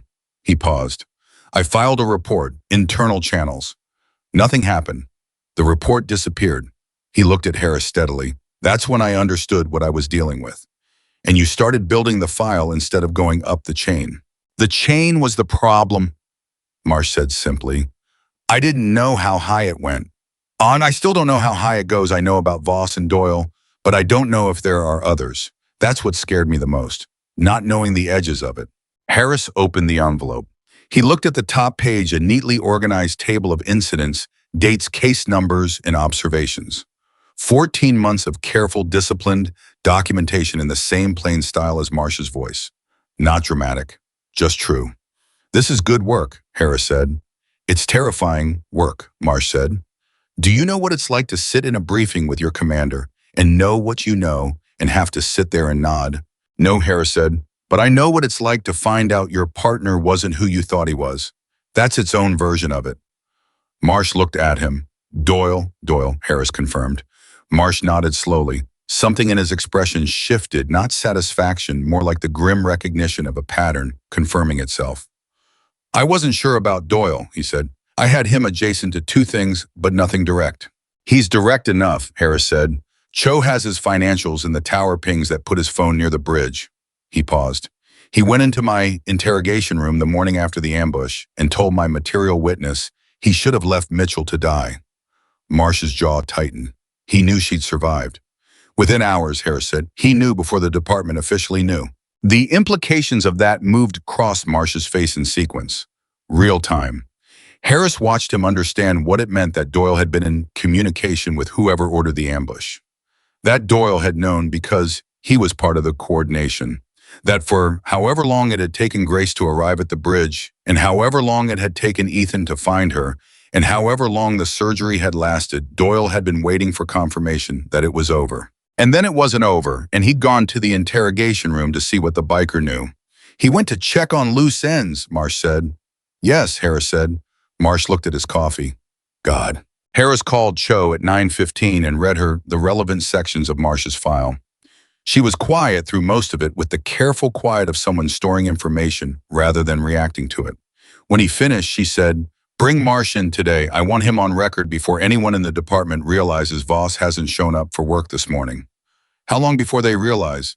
"His assistant would have called at 8, Cho said. "So they've had an hour, maybe less, to act on it." A pause. "Harris Doyle is going to know something's wrong by noon, possibly sooner. If he runs—" "He won't run," Harris said. "He'll go to his desk and he'll perform normal, and he'll try to find out what happened from inside before he makes a move. That's what someone who's been doing this for years does. They don't panic immediately. They gather information first." "You're sure our Haiti?" "I know how he works," Harris said, and then more quietly, "I've sat across from him for 4 years." There was a brief silence on Cho's end that understood what that cost him to say. Okay, she said, bring Marsh in. I'll have warrants ready for Doyle by 2 o'clock. I want to pick him up before end of shift when he's still in the building and hasn't had time to sanitize anything at home. Harris and Marsh drove to the federal field office. Harris walked Marsh through the lobby and into a conference room where two of Cho's agents were already waiting, and he introduced him with 6 words. Kevin Marsh. He's been building your case. Cho looked at Marsh for a moment. Then she extended her hand. Thank you, she said with the same directness Harris had come to recognize as her default mode. That took something most people don't have. Marsh shook her hand. He looked like a man who has been underwater for a long time and is only now allowing himself to believe the surface is real. I needed it to matter, he said. I needed it to count for something. It counts, Cho said. Sit down. Harris left them and drove back to the precinct. He walked in through the front entrance, same as always, and crossed the floor toward his desk, and the ordinary morning life of the department moved around him. Officers at desks, phones ringing, the coffee machine in the corner running its endless cycle. He looked at Doyle's desk as he walked past it. Doyle was there, seated, working, or performing working, which from the outside looked identical. Harris had looked at this exact scene, Doyle at his desk, relaxed professional, doing the job 10,000 times. He had never once seen the performance underneath it. He was seeing it now, and the seeing of it made his chest tight in a way that had nothing to do with the investigation and everything to do with the particular pain of misplaced trust. Doyle looked up as Harris passed. Hey, he said. His voice was easy, normal, the voice of a man who was either genuinely calm or had spent years building the skill of sounding calm when he wasn't. Long night. Long morning, Harris said. He kept walking. He did not stop. He did not look back. He sat at his desk and opened his computer and worked on the paperwork that investigations always require, the documentation that transforms events into evidence. And he watched Doyle in his peripheral vision. Doyle made 2 phone calls. One of them was brief and apparently routine. Harris caught enough of the tone to read it as someone checking in with a normal work contact. The second one was shorter, and Doyle's body language changed subtly during it. A slight stiffening across the shoulders, a shift in how he was holding the phone. Harris couldn't hear the words. He didn't need to. Doyle had just found out. Something, a contact, a communication. Some thread of the network, noticing that Voss had gone silent, had just told Doyle that last night something happened. Harris watched Doyle put the phone down. Watched him stare at his computer screen for approximately 8 seconds. Watched him pick up his coffee, take a sip, set it down, and then stand up with the deliberate casualness of someone who has decided to act before acting becomes impossible. Harris picked up his own phone and typed 1 word to Cho now. Cho's response came back in under 30 seconds en route. Doyle was putting on his jacket. He picked up his keys. He was moving toward the door with the measured pace of a man who wanted to look like he was going to lunch. Harris stood up. Mike, he said it the way you say someone's name when you've said it 1,000 times. Easy, familiar, the sound of 4 years of partnership in a single syllable. Doyle stopped, turned around, looked at Harris with an expression that was still professionally steady, but had something underneath it, now something that knew. Where are you headed? Harris said. Lunch, Doyle said. His voice was still level, still even, but the word had a slightly different quality than the same word would have had an hour ago. Like a note played in the right key but on an instrument that's fractionally out of tune. Sit down, Mike, Harris said. Not loud, not aggressive, just certain. Something moved across Doyle's face. Fast. The calculation moving, the options narrowing in real time. His eyes went to the door. To Harris. To the door again. Sit down, Harris said again. Doyle sat. Neither of them said anything for 30 seconds. The department moved around them, phones, conversations, the coffee machine, indifferent to the fact that something was ending at this desk. Doyle looked at the surface of his desk, at his hands, at the coffee cup he'd put down. How long did you know? Doyle said finally. He wasn't asking about last night. He was asking about the real question, how long Harris had suspected, how long the awareness had been building in the man across from him. I didn't, Harris said. Not until Mitchell. He paused. You went into that room and told Walker to wish he'd let her die. You didn't know I hadn't sent you in there. Doyle was quiet. 4 years, Harris said. How long were you already in it before we were partnered? A pause. 3, Doyle said. So low it was almost not audible. 7 years. Harris absorbed that. 7 years of this man, sitting inside a corruption that predated their partnership by 3 years, which meant when they'd first sat down across from each other, when they'd gone through the getting to know you period of a new partnership, when Harris had told himself he was building something with someone he could trust, Doyle had already been something else entirely for 3 years. Did you know about Mitchell in advance? Doyle looked up. Something moved across his face that Harris could not entirely classify. Not guilt, exactly. Not remorse, exactly, something more complicated than either of those. I knew she was going to be called out, he said. I didn't know, he stopped. You didn't know she was going to be shot, Harris said. I thought it was going to be a warning, Doyle said. I thought they were going to scare her, rough her up enough that she'd transfer out. Harris stared at him. She had 2 bullets in her mic. Doyle looked at his desk. I know. She was 40 minutes from dead. I know, Doyle said. And this time there was something in the 2 words that was different from everything else he'd said. Something fractured underneath it. Some weight that had been sitting for the 12 hours since he'd learned she survived and had been getting heavier with every hour. I know. The door opened. Cho walked in with 2 federal agents, and a uniformed officer from outside the jurisdiction in the department floor went very quiet, very fast, the way it does when something official and serious enters a room and everyone can read the gravity of it. Doyle looked at Cho. He looked at the agents. He looked at Harris. I'm sorry, Doyle said. To Harris, just to Harris, like the others weren't there. Harris looked at him for a long moment. He thought about what sorry meant in this context. He thought about what it covered and what it didn't, and whether it was genuine or whether it was the sorry of a man who was sorry he'd been caught. He thought about a rookie cop on a wet road bleeding into the mud, and a man in this building who had known it was coming and had told himself it was just a warning. Tell that to Mitchell, Harris said, when she's ready to hear it. Cho read Doyle his rights. He stood for it and didn't resist and didn't perform and didn't say another word. Harris watched it happen from 4 feet away and felt the 4-year weight of it settle into its final shape, something that would eventually become a chapter in a very long investigation, a name in a very long list of charges, a story that a jury would hear and try to understand the shape of. He turned around and walked back to his desk. He sat down. He looked at his hands for a moment. His phone buzzed. Grace, the burner. I heard. Is it done? He typed, Doyle is in custody. 30 seconds. Then okay, then after another pause, I want to come in tomorrow. Give my official statement. I don't want to wait. Harris typed, Cho wants you as soon as you're physically able. Grace, tell her tomorrow morning. 8 o'clock, I'll be there. Harris looked at that for a moment. Tomorrow morning, 8 o'clock. The image of Grace Mitchell arm in a pressure wrap, 2 days out of surgery, 25 years old, walking into a federal office to give the testimony that would anchor the prosecution of the people who had tried to kill her. Not because she had to, because she had decided that waiting was the wrong thing to do, and she was going to do the right thing at the pace she chose on her own terms, regardless of what her body was still arguing about. On type back, I'll tell. Then he typed before he put the phone down. Dutch says you're tougher than most of his guys. A longer pause this time. Then tell Dutch he hasn't seen me on a bad day.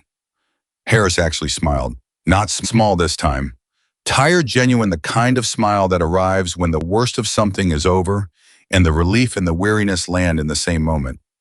He put the phone down and got back to work. The days that followed moved fast and slow, simultaneously fast in the way that events move slow, in the way that institutions always process their own failures.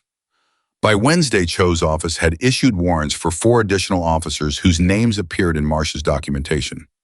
By Thursday, the Pittsburgh Police Commissioner had called a closed-door meeting with the union leadership that lasted 3 hours and produced a public statement so carefully worded that it managed to say almost nothing while technically saying something.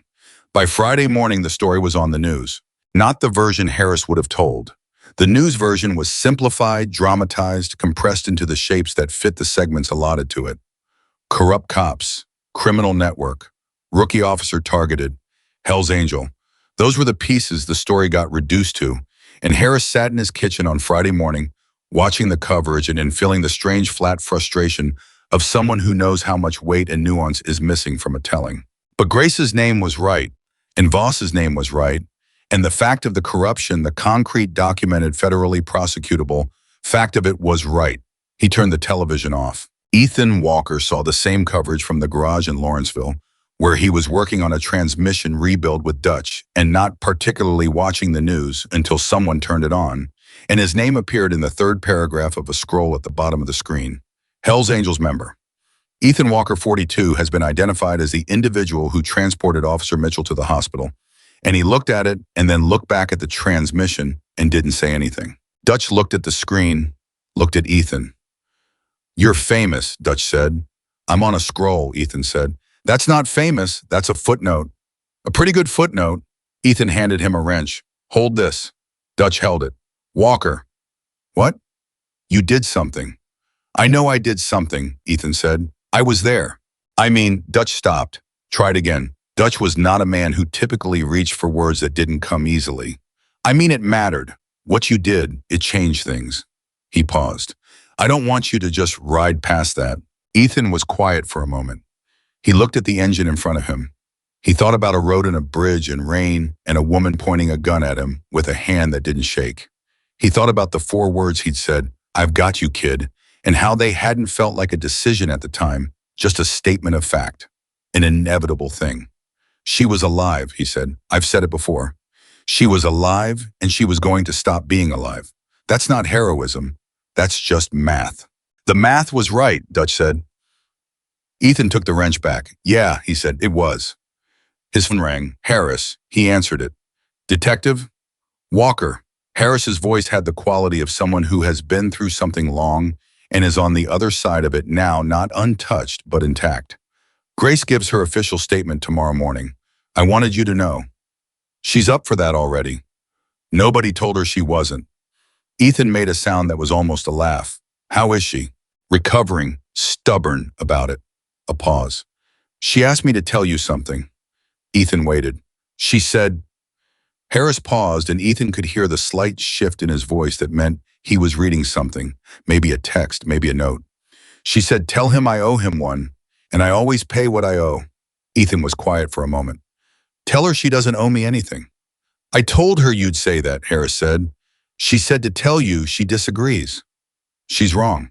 I'll pass it along. She'll probably tell you herself." Harris paused. "There's going to be a commendation for you from the department." He said it carefully, like someone delivering news they're not sure how it will land. Ethan was quiet for 3 full seconds. "No," he said. "Walker. No commendation, no medal, no ceremony." His voice was flat and certain. "I don't want anything from the department. Not now, not after." "I told Cho you'd say that too." "Then you already know my answer." A pause. "I don't need the department to tell me whether what I did was right. I already know whether it was right." "I know," Harris said. "I'm not arguing." He paused. "For what it's worth, I think you're right. Some things don't need a ceremony. They just need to have happened." The line was quiet for a moment, just the ambient sound of 2 people who had been through something together, holding it between them without needing to describe it. "Harris," Ethan said. "Yeah. When this is all done, the trials, the testimony, all of it, you come find me. I'll buy you a beer." A brief pause. "I don't usually drink with Hell's Angels. I don't usually protect police officers," Ethan said. Apparently, we're both expanding our range. This time Harris did laugh, short-reel the laugh of a man who has earned it by surviving the last 72 hours. "I'll find you," he said. The call ended. Ethan put his phone in his pocket. He went back to work. Outside the garage, Pittsburgh carried on in its ordinary way, traffic and weather, and the quiet accumulation of ordinary days. Inside a federal building downtown, Richard Voss sat with his attorney and looked at the documentation Cho had assembled and understood for the first time that the architecture he'd built was coming apart at every joint simultaneously. Inside a holding facility, Michael Doyle sat with 2 words echoing, "Tell Mitchell," and tried to figure out what sorry actually meant when it had to be carried all the way to a woman you'd helped put in the ground and somehow hadn't. Inside a house in Lawrenceville, Grace, Mitchell slept for 14 hours straight and woke up with the sun full in the window, and Dutch asleep in the chair across the room with a paperback open on his chest, and she lay there for a moment, just breathing in and out, steady, and even the most ordinary thing in the world, and thought about how she'd almost not been doing it. She thought about Ethan Walker's voice in the dark. "I've got you, kid." She thought about what it meant to be gotten, to be seen in the moment you needed seeing by someone who had every reason to pass you by. She thought about what she was going to say when she gave her statement tomorrow. How she was going to tell the truth, all of it, clearly and completely, the way she'd been trained to the way she believed in. And then she was going to go back to work as soon as her arm allowed, as soon as the paperwork cleared. She was going to put her uniform back on and go back to the job she'd chosen. Because the corruption of some people inside a system was not the same as the corruption of the system itself, and she was not willing to let the worst version of the thing define what the thing actually was. It was still worth it. The job was still worth it. She looked at Dutch sleeping in the chair. She looked at the ceiling. She thought, okay, not defeat, not relief, decision. The word she kept coming back to, the word she kept needing, the word that meant she was still here and still choosing and still moving forward into whatever came next. Dutch's paperback slid off his chest. He jerked awake, looked at her. You're up, he said. I'm up, she said. He rubbed his face, looked at the window. How do you feel? She took inventory. The arm was pain on a scale she could manage. The side was worse, but manageable. The rest of her, the parts that weren't physical, felt like something that had been broken and was knitting back together along cleaner lines than it had been before. Better, she said. I feel better. Dutch nodded. He picked up his paperback, found his page, went back to reading. Grace Mitchell looked at the ceiling and felt a particular irreducible weight of being alive. Not dramatic, not cinematic, just the plain and enormous fact of it, and let it settle over her like something she was going to carry forward. Not as a burden, as a given, as the ground under everything else that was coming. Tomorrow she would walk into a federal building and tell the truth. And the day after that, she would figure out what came next. Grace Mitchell walked into the federal building. It's 7:58 in the morning. She was 2 minutes early, which was exactly who she was, the kind of person who shows up before she's expected, not to impress anyone, but because being late felt to her like a form of dishonesty about how seriously you took the thing in front of you. Her right arm was in a sling. She was moving carefully the way people move when they've learned in a very direct way that their body has limits, and ignoring those limits has consequences. But she was moving. Under her own power, through a federal building lobby, 8 days after 2 bullets and 3 hours of surgery had tried to make moving impossible. The agent at the front desk looked up, looked at her sling, looked at her face, said nothing beyond Officer Mitchell, and when she said yes, walked her to the elevator without making her wait. Chu was already in the conference room. Harris was there too with coffee he'd clearly been holding for a while. They both looked up when Grace came in, and the look on Harris's face was the specific look of a man who has been worrying about something for 8 days and is only now allowing himself to stop. You didn't have to come in person, Cho said. We could have done this at the hospital. I'm done being at the hospital, Grace said. She sat down. She put her good arm on the table and looked at Cho directly. Let's do this. They did it. For 3 hours and 40 minutes, Grace Mitchell gave her statement methodically, completely, without embellishment and without omission. She started with the dispatch call and moved forward through every detail. She'd recovered the code, the voice, the bridge, the headlights with no engine sound preceding them, the shots. She talked about the tactical training rotation with Voss. She talked about what she'd seen in the system during that week. A routing anomaly she'd flagged to Voss directly in a room with 2 other officers that Voss had dismissed as a legacy error. She talked about the moment under the bridge when she'd understood that her radio wasn't going to be answered. And she talked about Ethan Walker. She talked about him the way a witness talks about something. They need a room full of people to understand correctly, clearly, carefully, with the precision of someone who knows that the version of the story that survives the official record matters. He had every reason to ride away, she said. He had personal risk, legal risk, and 20 years of reasons to assume that helping a cop was not his problem. He stopped anyway. He used his own jacket as a compress. He got me onto his motorcycle and drove into a police checkpoint, knowing exactly what was going to happen to him when he did. She paused. I want that on the record, not as a detail, as a fact that stands on its own. Cho looked at her for a moment. It's on the record, she said. Good, Grace said. When it was done, when the recording had stopped and the agents had collected everything, and Cho had shaken her hand with the same direct, unhurried professionalism she brought to everything, Harris walked Grace to the elevator. How are you actually doing, he said. Not the question you ask in front of the room, the question you ask in the hallway. Grace looked at the elevator doors. I'm doing what comes next, she said. That's the only way I know how to answer that. Harris nodded. That's a good way to answer it. Harris, she looked at him. When does Voss go to trial? Cho's projecting 8 months when he said. Maybe more. It's a federal case. There's a lot of material. I'll be there, Grace said. Every day of it. Front row. Harris looked at her. He thought about what that took, not just physically, not just logistically, but the sustained, deliberate act of showing up every day to watch someone answer for what they did to you, of not looking away, of insisting with your presence that the truth be heard all the way through. I know you will, he said. The elevator came. She got in. He watched the doors close and stood there for a moment in the hallway and then went back to work. What came next was months. Months of the kind of work that doesn't make for clean television, but is the actual substance of justice testimony, preparation, evidence review, chain of custody, documentation, the meticulous reconstruction of 8 months of system manipulation into a prosecutable narrative. Kevin Marsh spent 60 hours with federal attorneys going through every entry in his 14-month file. Sandra Okafor's USB drive became Exhibit A in a federal computer fraud charge that carried 15 years on its own. The anonymous tip about the surveillance footage, now attributable to Marsh, was documented, sourced, and entered into the record. 4 other officers were arrested in the first month, 3 more in the second. Each arrest pulled another thread, which led to another name, which led to another set of financial records, which led to another interview, which led back into the center of a network that had been growing quietly inside the Pittsburgh PD for the better part of a decade. Not since Voss arrived, but growing faster and wider under his management, his protection, his very particular skill for identifying who was useful, who was manageable, and who needed to be removed. The criminal organization Voss had been protecting turned out to have interests in 6 neighborhoods across the city. Illegal gambling, drug distribution, labor racketeering. Not glamorous. Not cinematic, just profitable and methodical and deeply embedded in the ordinary life of the city in ways that took federal investigators the better part of 3 months to fully map. Grace followed every development.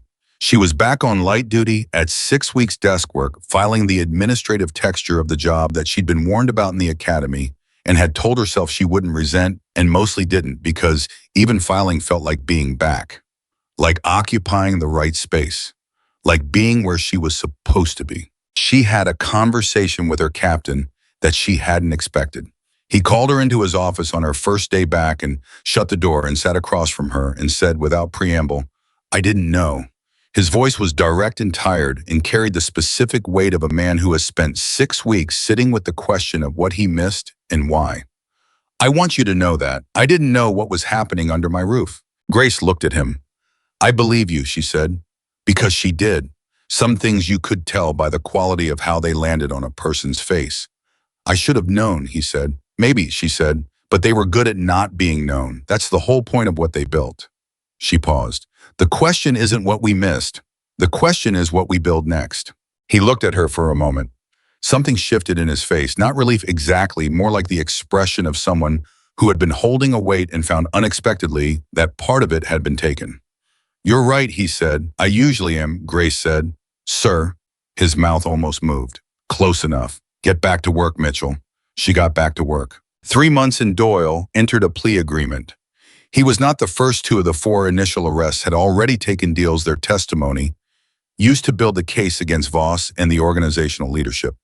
But Doyle was the one Harris had sat across from for 4 years, and the news of his plea reached Harris on a Tuesday afternoon in the form of a text from Cho that said simply, "Doyle is cooperating. Full cooperation. He's giving us everything." Harris read it twice. He put his phone down. He looked at his desk, at the ordinary surface of it, the files and the coffee cup and the pen. He always kept in the same spot, even though he'd never consciously decided to keep it there. 4 years of a desk. 4 years of a partnership that had been a performance from one side. He thought about all the things Doyle would give them now, all the cases that would be reopened, all the people whose lives had been bent sideways by a corrupt network that had used the machinery of law enforcement as a tool against the law. He picked the pen up, put it back down. And then he went to find Grace. She was at her desk going through a file. She looked up when Harris approached. She read his face before he said a word. Doyle, she said. Full cooperation, Harris said. Grace was quiet for a moment. She looked at the file in front of her. She thought about Doyle in the interrogation room doorway, telling Ethan Walker he should have kept writing. She thought about how close it had been, how close the margin between she survived and she didn't had actually been, and how different this moment would look if the margin had gone the other way. Good, she said, just that, clean and simple. Then she went back to her file. Harris stood there for a second. Then he nodded once and went back to his desk. They didn't need a longer conversation than that. The economy of it, of two people who have been through something real together and don't need to perform their feelings about it, was its own kind of truth. The thing that nobody had fully anticipated was the attention. Not the news coverage that was expected, managed, dealt with by the department's communications office in careful press releases that Harris mostly ignored. The attention from inside the department. The way the story of Ethan Walker moved through the building, told and retold, growing slightly different with each telling the way stories do, accumulating small myths around its core of fact. The biker, the dying cop, the checkpoint in the rain. People asked Grace about it constantly at first. What was he like? What did he say? What did it feel like to have a Hell's Angel save your life? She answered the same way every time, briefly and directly, because she decided early that the story belonged to what happened and not to what people wanted to make it mean. He saw someone who needed help, she said. He helped, that's the whole thing. It was never the whole thing, of course. Stories never are. But it was the part that mattered, and she kept returning to it every time the conversation tried to drift into something more dramatic or more symbolic. Pulling it back to the plain truth of it, the way you pull a kite string back when the wind starts taking it somewhere you didn't intend. Harris got a call from a journalist 4 months in. National outlet. They wanted to do a piece on the investigation on the corruption on the network and how it operated. And they wanted to talk to Ethan Walker. Harris gave the journalist Ethan's number with a single caveat. He's going to say no. He was right. Ethan said no in approximately 9 words, which was 4 more words than the journalist had expected him to use, and hung up. The journalist called Harris back. He really won't. He really won't, Harris confirmed. Can you tell me why Swati? Harris thought about Ethan in the garage working on a transmission, Dutch across from him, the news scroll moving at the bottom of a screen he was barely watching. He thought about, I don't need the department to tell me whether what I did was right. I already know whether it was right. He thought about a man who made the right call at 2 in the morning and didn't need the morning to confirm it. Because he already knows what he did, Harris said. He doesn't need anyone else to tell him. A pause on the journalist's end. That's actually a pretty good quote, the journalist said. It wasn't meant to be, Harris said. I thought the story would fade. Stories do eventually, especially when the trial preparation stretched into months and the news cycle moved on to the next thing and the next thing after that. He thought Ethan Walker would go back to being whatever he was before a rainy Thursday night changed the shape of everything. He thought the space between a police department and a motorcycle club would close back to what it had been, not hostile exactly, but separate, defined, maintained on both sides by history and habit and the practical logic of 2 worlds that moved in different orbits. I was partially right and partially wrong in a way he hadn't predicted. The Voss trial started 8 months and 11 days after his arrest. Grace Mitchell was in the front row as promised on the first day. She was there every day after that. Her arm was fully healed. She was back on full duty. She sat in the gallery in civilian clothes, which was the right choice, deliberate, because she wasn't there as an officer. She was there as a witness and a human being who intended to watch this all the way to its end. On the 4th day of the trial, she came out of the courthouse at lunch and found Kevin Marsh on the steps. He was in civilian clothes, too off duty, carrying coffee he'd clearly been holding for a while. He looked at her and she looked at him, and there was a moment of mutual recognition. 2 people who had been part of the same story from different angles, who had never actually been in the same room before. Marsh, she said. Mitchell, he said. They stood there on the courthouse steps in the particular awkward way of people who know each other's significance but don't know each other as people yet. You built 14 months of documentation alone, she said. You gave your statement with 2 bullet wounds and a surgical drain still in, he said. Grace looked at him for a moment. Then she held out her good hand. He shook it. They went back inside. Harris testified on the 7th day. He was on the stand for 4 hours. He was precise, he was direct, he was everything. He'd spent 23 years learning to be under examination, And when it was done, he walked out of the courtroom and stood in the hall and let himself be tired for exactly 3 minutes, and then he went back in. Grace caught up with him in the hall during a recess on day 11. "You okay?" she said. "I've been asked better questions," he said. "I've asked you better questions," she agreed. "How's the testimony holding up?" "Cho's team has been thorough," Harris said. "I don't think they're going to find a hole." He paused. "Voss's attorneys are good. They're trying to build a case that the technical manipulation of the dispatch system could have been executed by any of 6 people with back-end access, and that there's no direct evidence Voss issued the order for the ambush specifically." Grace's jaw tightened slightly. "Sandra's documentation puts the script installation in the window when Voss had sole elevated access." "I know," Harris said. "So does the jury. We'll see if they understand what that means." They understood. The verdict came on a Thursday, which Harris would note afterward, with a particular kind of quiet satisfaction, was the same night of the week as that Thursday 40 weeks ago, when Ethan Walker rode home through an industrial district and saw the lights of a wrecked police cruiser and stopped. Guilty on all 12 counts. The word came out of the jury foreman's mouth with the particular flatness of official language, stripped of drama. Just the word, in the count, in the word again, 12 times, and each time it landed the same way, clean and absolute and without possibility of being taken back. Grace sat in the front row and heard it 12 times and didn't move. She sat completely still through all 12. And then when the foreman sat down and the judge began to speak, she looked down at her hands in her lap and let out a breath that she thought she might have been holding in some form for 40 weeks. Harris was standing against the wall. He watched her. He watched the back of her head and the set of her shoulders, in the one moment when something released, not dramatically, not visibly to anyone who wasn't looking closely, and thought about 40 weeks of this woman going to work every day and testifying and sitting in this room and carrying the weight of it forward one step at a time. Tough, Dutch had said, tougher than most of his guys. Harris had relayed the message. He thought Dutch might have underestimated it. He pulled out his phone. He typed a text to a number that had become more familiar over the past 40 weeks than he'd expected. Guilty, all 12 counts. The response came back in under a minute. 2 words. Good. Finally. Harris looked at it. He typed back, "I believe there's a beer I owe you." A longer pause this time. Then Tuesday, 7 p.m. "You know the bar on Penn Avenue?"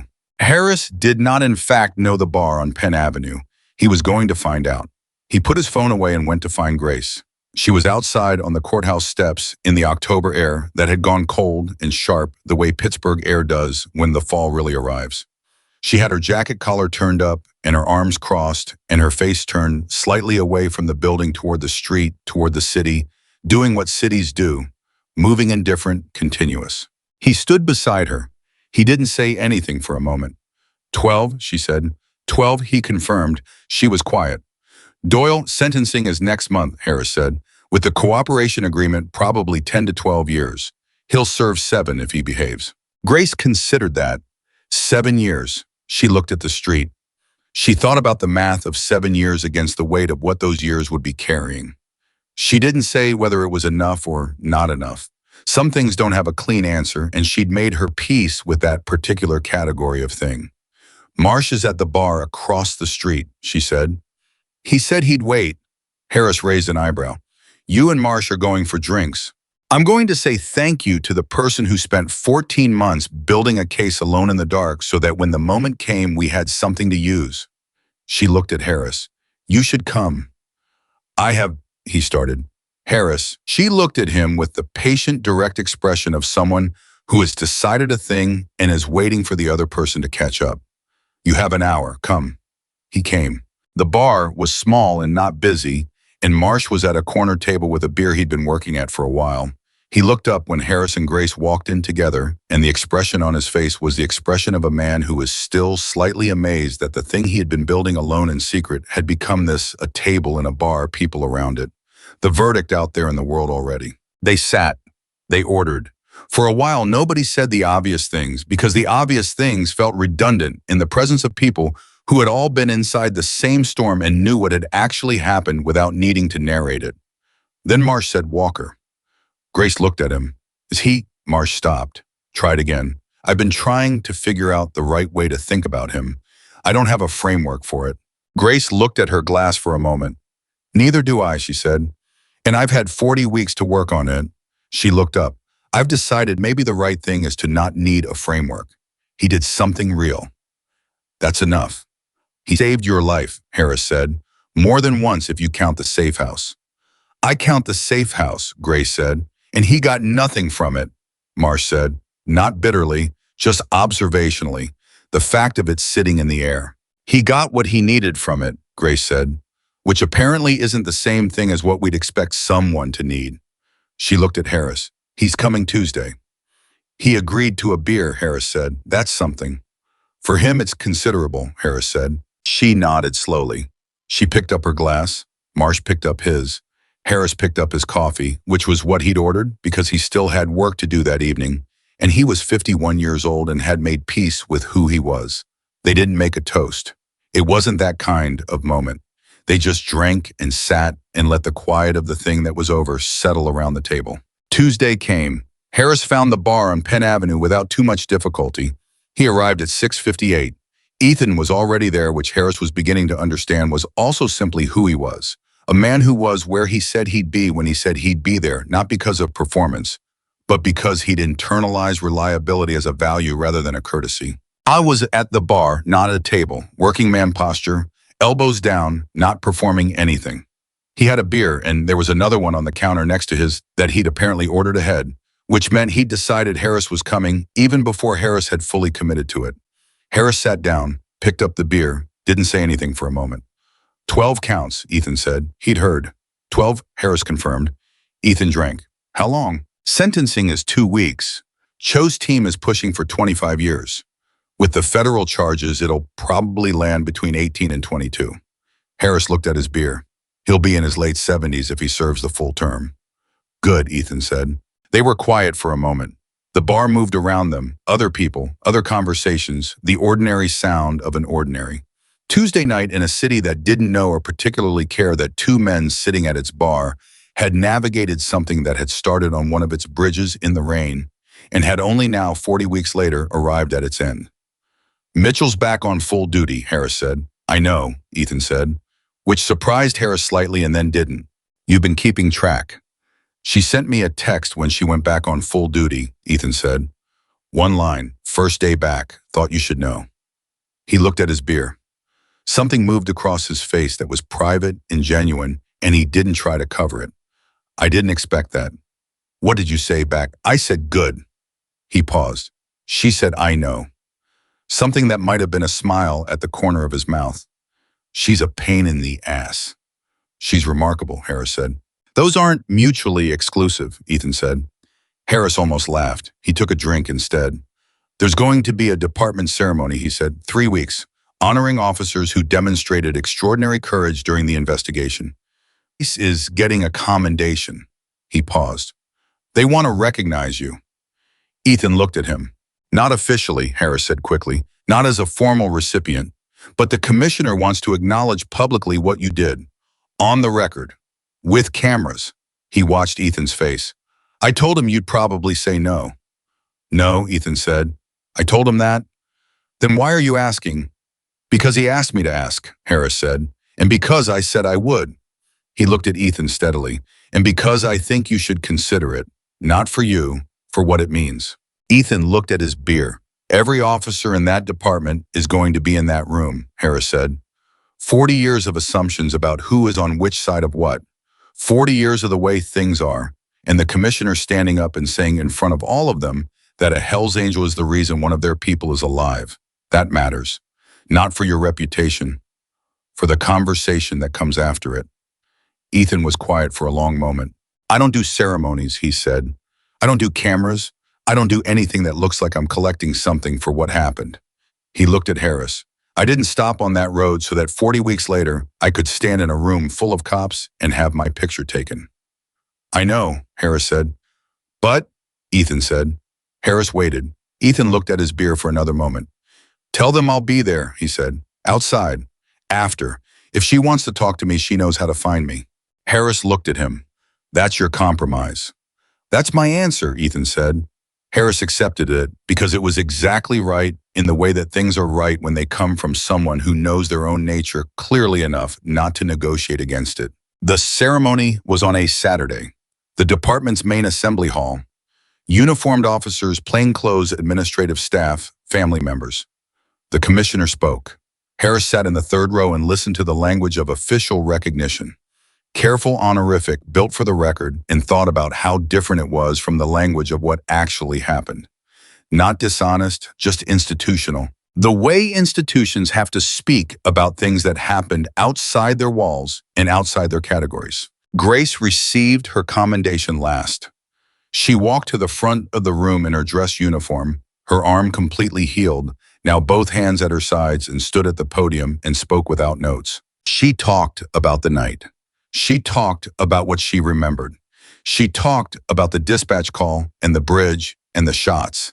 And then she talked about opening her eyes and seeing a man in a Hells Angels vest kneeling in the mud beside her, and what she'd felt and what she'd done and what he'd done. She talked about it plainly without drama, the way you talk about something true when the truth is already dramatic enough. She talked about what it meant that the person who crossed every line to save her was the person the system had defined as someone who shouldn't be trusted. She talked about what that taught her, not about bikers, not about cops, but about assumptions. About the difference between what you've been trained to expect and what you actually see when you look at a person directly. He didn't save a police officer that night, she said. She paused, not for effect, because the next words needed the space around them. He saved a human being, and I think the distinction is the most important thing I've learned in this job so far. The room was very quiet. Harris looked at the faces around him. 40 years of assumptions in those faces, some of them shifting. Not breaking assumptions don't break in a single moment. They erode gradually under the pressure of things that are more true than they are, but shifting, moving, making room for something more complicated and more honest than the thing that had been there before. After the ceremony, Grace came outside. Ethan was there, exactly where he'd said he'd be, standing beside his Harley, away from the entrance, away from the cameras that the department's communications office had set up for the post-ceremony coverage. He was in his jacket, his patch visible, his hands in his jacket pockets. He looked exactly like what he was. Grace walked toward him. She wasn't in uniform anymore. She'd changed before coming out, which was also deliberate, also right. She stopped about 4 feet away, and they looked at each other with the particular directness of two people who have seen each other at their most essential and have nothing left to perform. "You came," she said. "You knew I would," he said. "I hoped," she said. "I don't assume things about you anymore." Something moved across his face, not quite a smile, the precursor to one. "Good habit," he said. She looked at him for a moment. She had been thinking about what to say to him, had been thinking about it for weeks, off and on, in the spaces between work and testimony, and healing, and going back to work.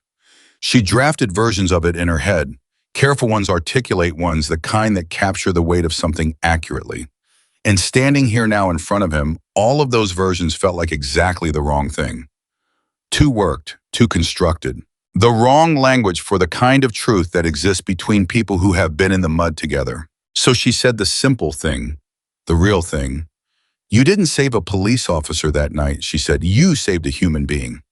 He looked at her. He held her eyes for a moment in that still, direct way he had, the way of someone who receives things fully rather than deflecting them. He didn't argue with it. He didn't minimize it. He let it be what it was. "You did the same," he said, "in that room with Harris. When you told them it wasn't me, you didn't have to do that." "Yes, I did," she said. "Not everyone would have." "That's not my problem," she said. "I know what I saw." He was quiet for a moment. Then something happened to his face, the real thing, the unguarded thing, the thing that had been sitting underneath the flatness and the stillness of a man who had learned a long time ago to show very little. A small, real, entirely genuine thing that might have been gratitude and might have been recognition, and was probably both. "You're going to be a hell of a cop," he said. "I already am," she said. He made the sound that was not quite a laugh. She heard it for the first time, and it surprised her, warm, brief, real. Then he reached back and put his hand on the Harley, and she understood that the moment was complete. Not because it needed to end, because it was finished the way things are finished when they've been done right. "Walker," she said before he started the engine. He looked at her. "Thank you," she said, "for all of it, not just the bridge, all of it." He looked at her for one more moment. The last moment of the thing that had started in the mud under a railway bridge 40 weeks ago in the rain, with a gun pointed at his chest and a woman bleeding, and a choice that should have been easy and wasn't. He nodded once. He started the Harley. He rode away. Grace stood on the sidewalk and watched him go. The sound of it moving through the city, receding, becoming part of the ordinary noise of a Saturday afternoon in Pittsburgh. She stood there until she couldn't hear it anymore. Behind her, through the building's glass doors, she could see the ceremony winding down. People collecting coats, talking in small groups, moving towards the exits. The ordinary aftermath of an official event. Harris was visible through the glass talking to Marsh. Both of them with the body language of people who are finally genuinely at ease after a very long time of not being. Sandra was there too in civilian clothes, looking slightly uncertain about whether she belonged in the room. Grace made a note to find her before she left. To say the thing that needed to be said, that she belonged more than most of the people in uniform. That 14 months of carrying something alone in the dark was its own kind of courage. The kind that didn't wear a badge, but should. Kevin Marsh's file. Sandra's drive. Dutch's hands on her dressing. The anonymous calls in the rain. The gray sedan that Harris had lost in a parking garage. All the small, unglamorous acts of people doing the right thing when doing the right thing was the harder choice. The choice that cost something and didn't promise anything back. Grace turned around and walked back through the doors. She had work to do. Not dramatic work. Not the kind with a clean ending and a clear villain and a night under a bridge that changes everything in a single moment. The ordinary, daily, relentless work of being in the right place, doing the right thing, keeping her eyes open enough to see what was actually in front of her rather than what she expected to find. She thought about Ethan Walker riding through the city right now. She thought about the patch on his vest and the life it represented, everything that life was and wasn't, all the complicated, irreducible truth of it. She thought about the fact that he would go back to that life fully and completely, without apology, without transformation into something the world was more comfortable with. He wasn't a reformed man. He wasn't a changed man. He was exactly the man he'd always been, which was the man who stopped, which turned out to be enough, more than enough. She found Sandra near the exit code, already on, ready to slip out quietly, the way people slip out who aren't sure they were really invited. Grace stopped in front of her, and Sandra looked up with the slightly startled expression of someone who expected to be invisible. "I owe you something," Grace said. "You don't," Sandra started. "I do," Grace said. "You carried that drive for 6 weeks, alone, not knowing who to trust, not knowing if it would ever matter." She held Sandra's eyes. It mattered. Everything that happened, the warrants, the arrests, the trial, it went through that drive. You're at the center of this, whether anyone puts your name on a commendation or not. Sandra looked at her for a moment. Her jaw worked slightly. "I was terrified," she said, "every single day." "I know," Grace said. "MSN. That's what makes it something." Sandra nodded. Something in her shoulders released the specific release of a weight that has been carried long enough that the body has forgotten what it's like not to carry it. She blinked once. Then she straightened up and said, "Are you really as okay as you look?" Grace considered that. It was the most genuine question anyone had asked her in weeks. "I'm getting there," she said. "I think that's the most honest answer I've got." Sandra nodded again. "Good enough," she said. Harris found Grace by the coffee table 10 minutes later. He looked at her and she looked at him, and between them passed a shorthand of people who have been through something together that they will spend the rest of their careers carrying, not as a burden exactly, but as a kind of permanent alteration, the way a bone knits differently at the sight of a break. "You ready?" he said. They were driving to a debrief with Cho's office, final documentation, the official close of the investigative file. The last formal step before the case moved entirely into the hands of the prosecution. "Always," she said. They walked out together, through the lobby, through the glass doors, into a Saturday afternoon that was doing nothing more significant than being a Saturday afternoon in Pittsburgh, ordinary, ambient, indifferent to what had happened inside the building behind them. The Hells Angels never became supporters of the Pittsburgh police. The Pittsburgh police never officially celebrated a Hells Angel. The investigation ran its course. Voss was sentenced to 21 years. Doyle served his cooperation agreement and was sentenced to 11. 4 other officers pleaded guilty. 3 went to trial. The criminal network that had been operating under police protection for nearly a decade was dismantled over the course of 18 months of coordinated federal and local work, and the neighborhoods it had operated in began slowly and imperfectly to recover. Grace Mitchell made detective 3 years later, the youngest in the department's history at that rank, which several people mentioned, and she acknowledged once and then put down and went back to work. Ethan Walker kept writing. He declined 5 separate interview requests, 2 documentary proposals, and 1 book deal. Dutch kept working on engines. The chapter kept meeting on Thursday nights. Harris retired at 28 years. He got a good turnout at the retirement party. He gave a short speech and meant most of it. He went home and slept for 11 hours and woke up feeling something he hadn't felt in longer than he could account for. Light, like a man who had been carrying the right weight for a long time and had finally on the right day been allowed to set it down. Grace kept her promise. She kept her eyes open. She kept being thorough. She kept asking the questions that needed asking, following the threads that needed following, seeing the people in front of her as people rather than categories. And on a Thursday night, 3 years after the night that changed everything, she was driving home through an industrial district on the edge of the city when she passed under a railway bridge and felt for just a moment the full weight of what had happened there. She slowed. She didn't stop.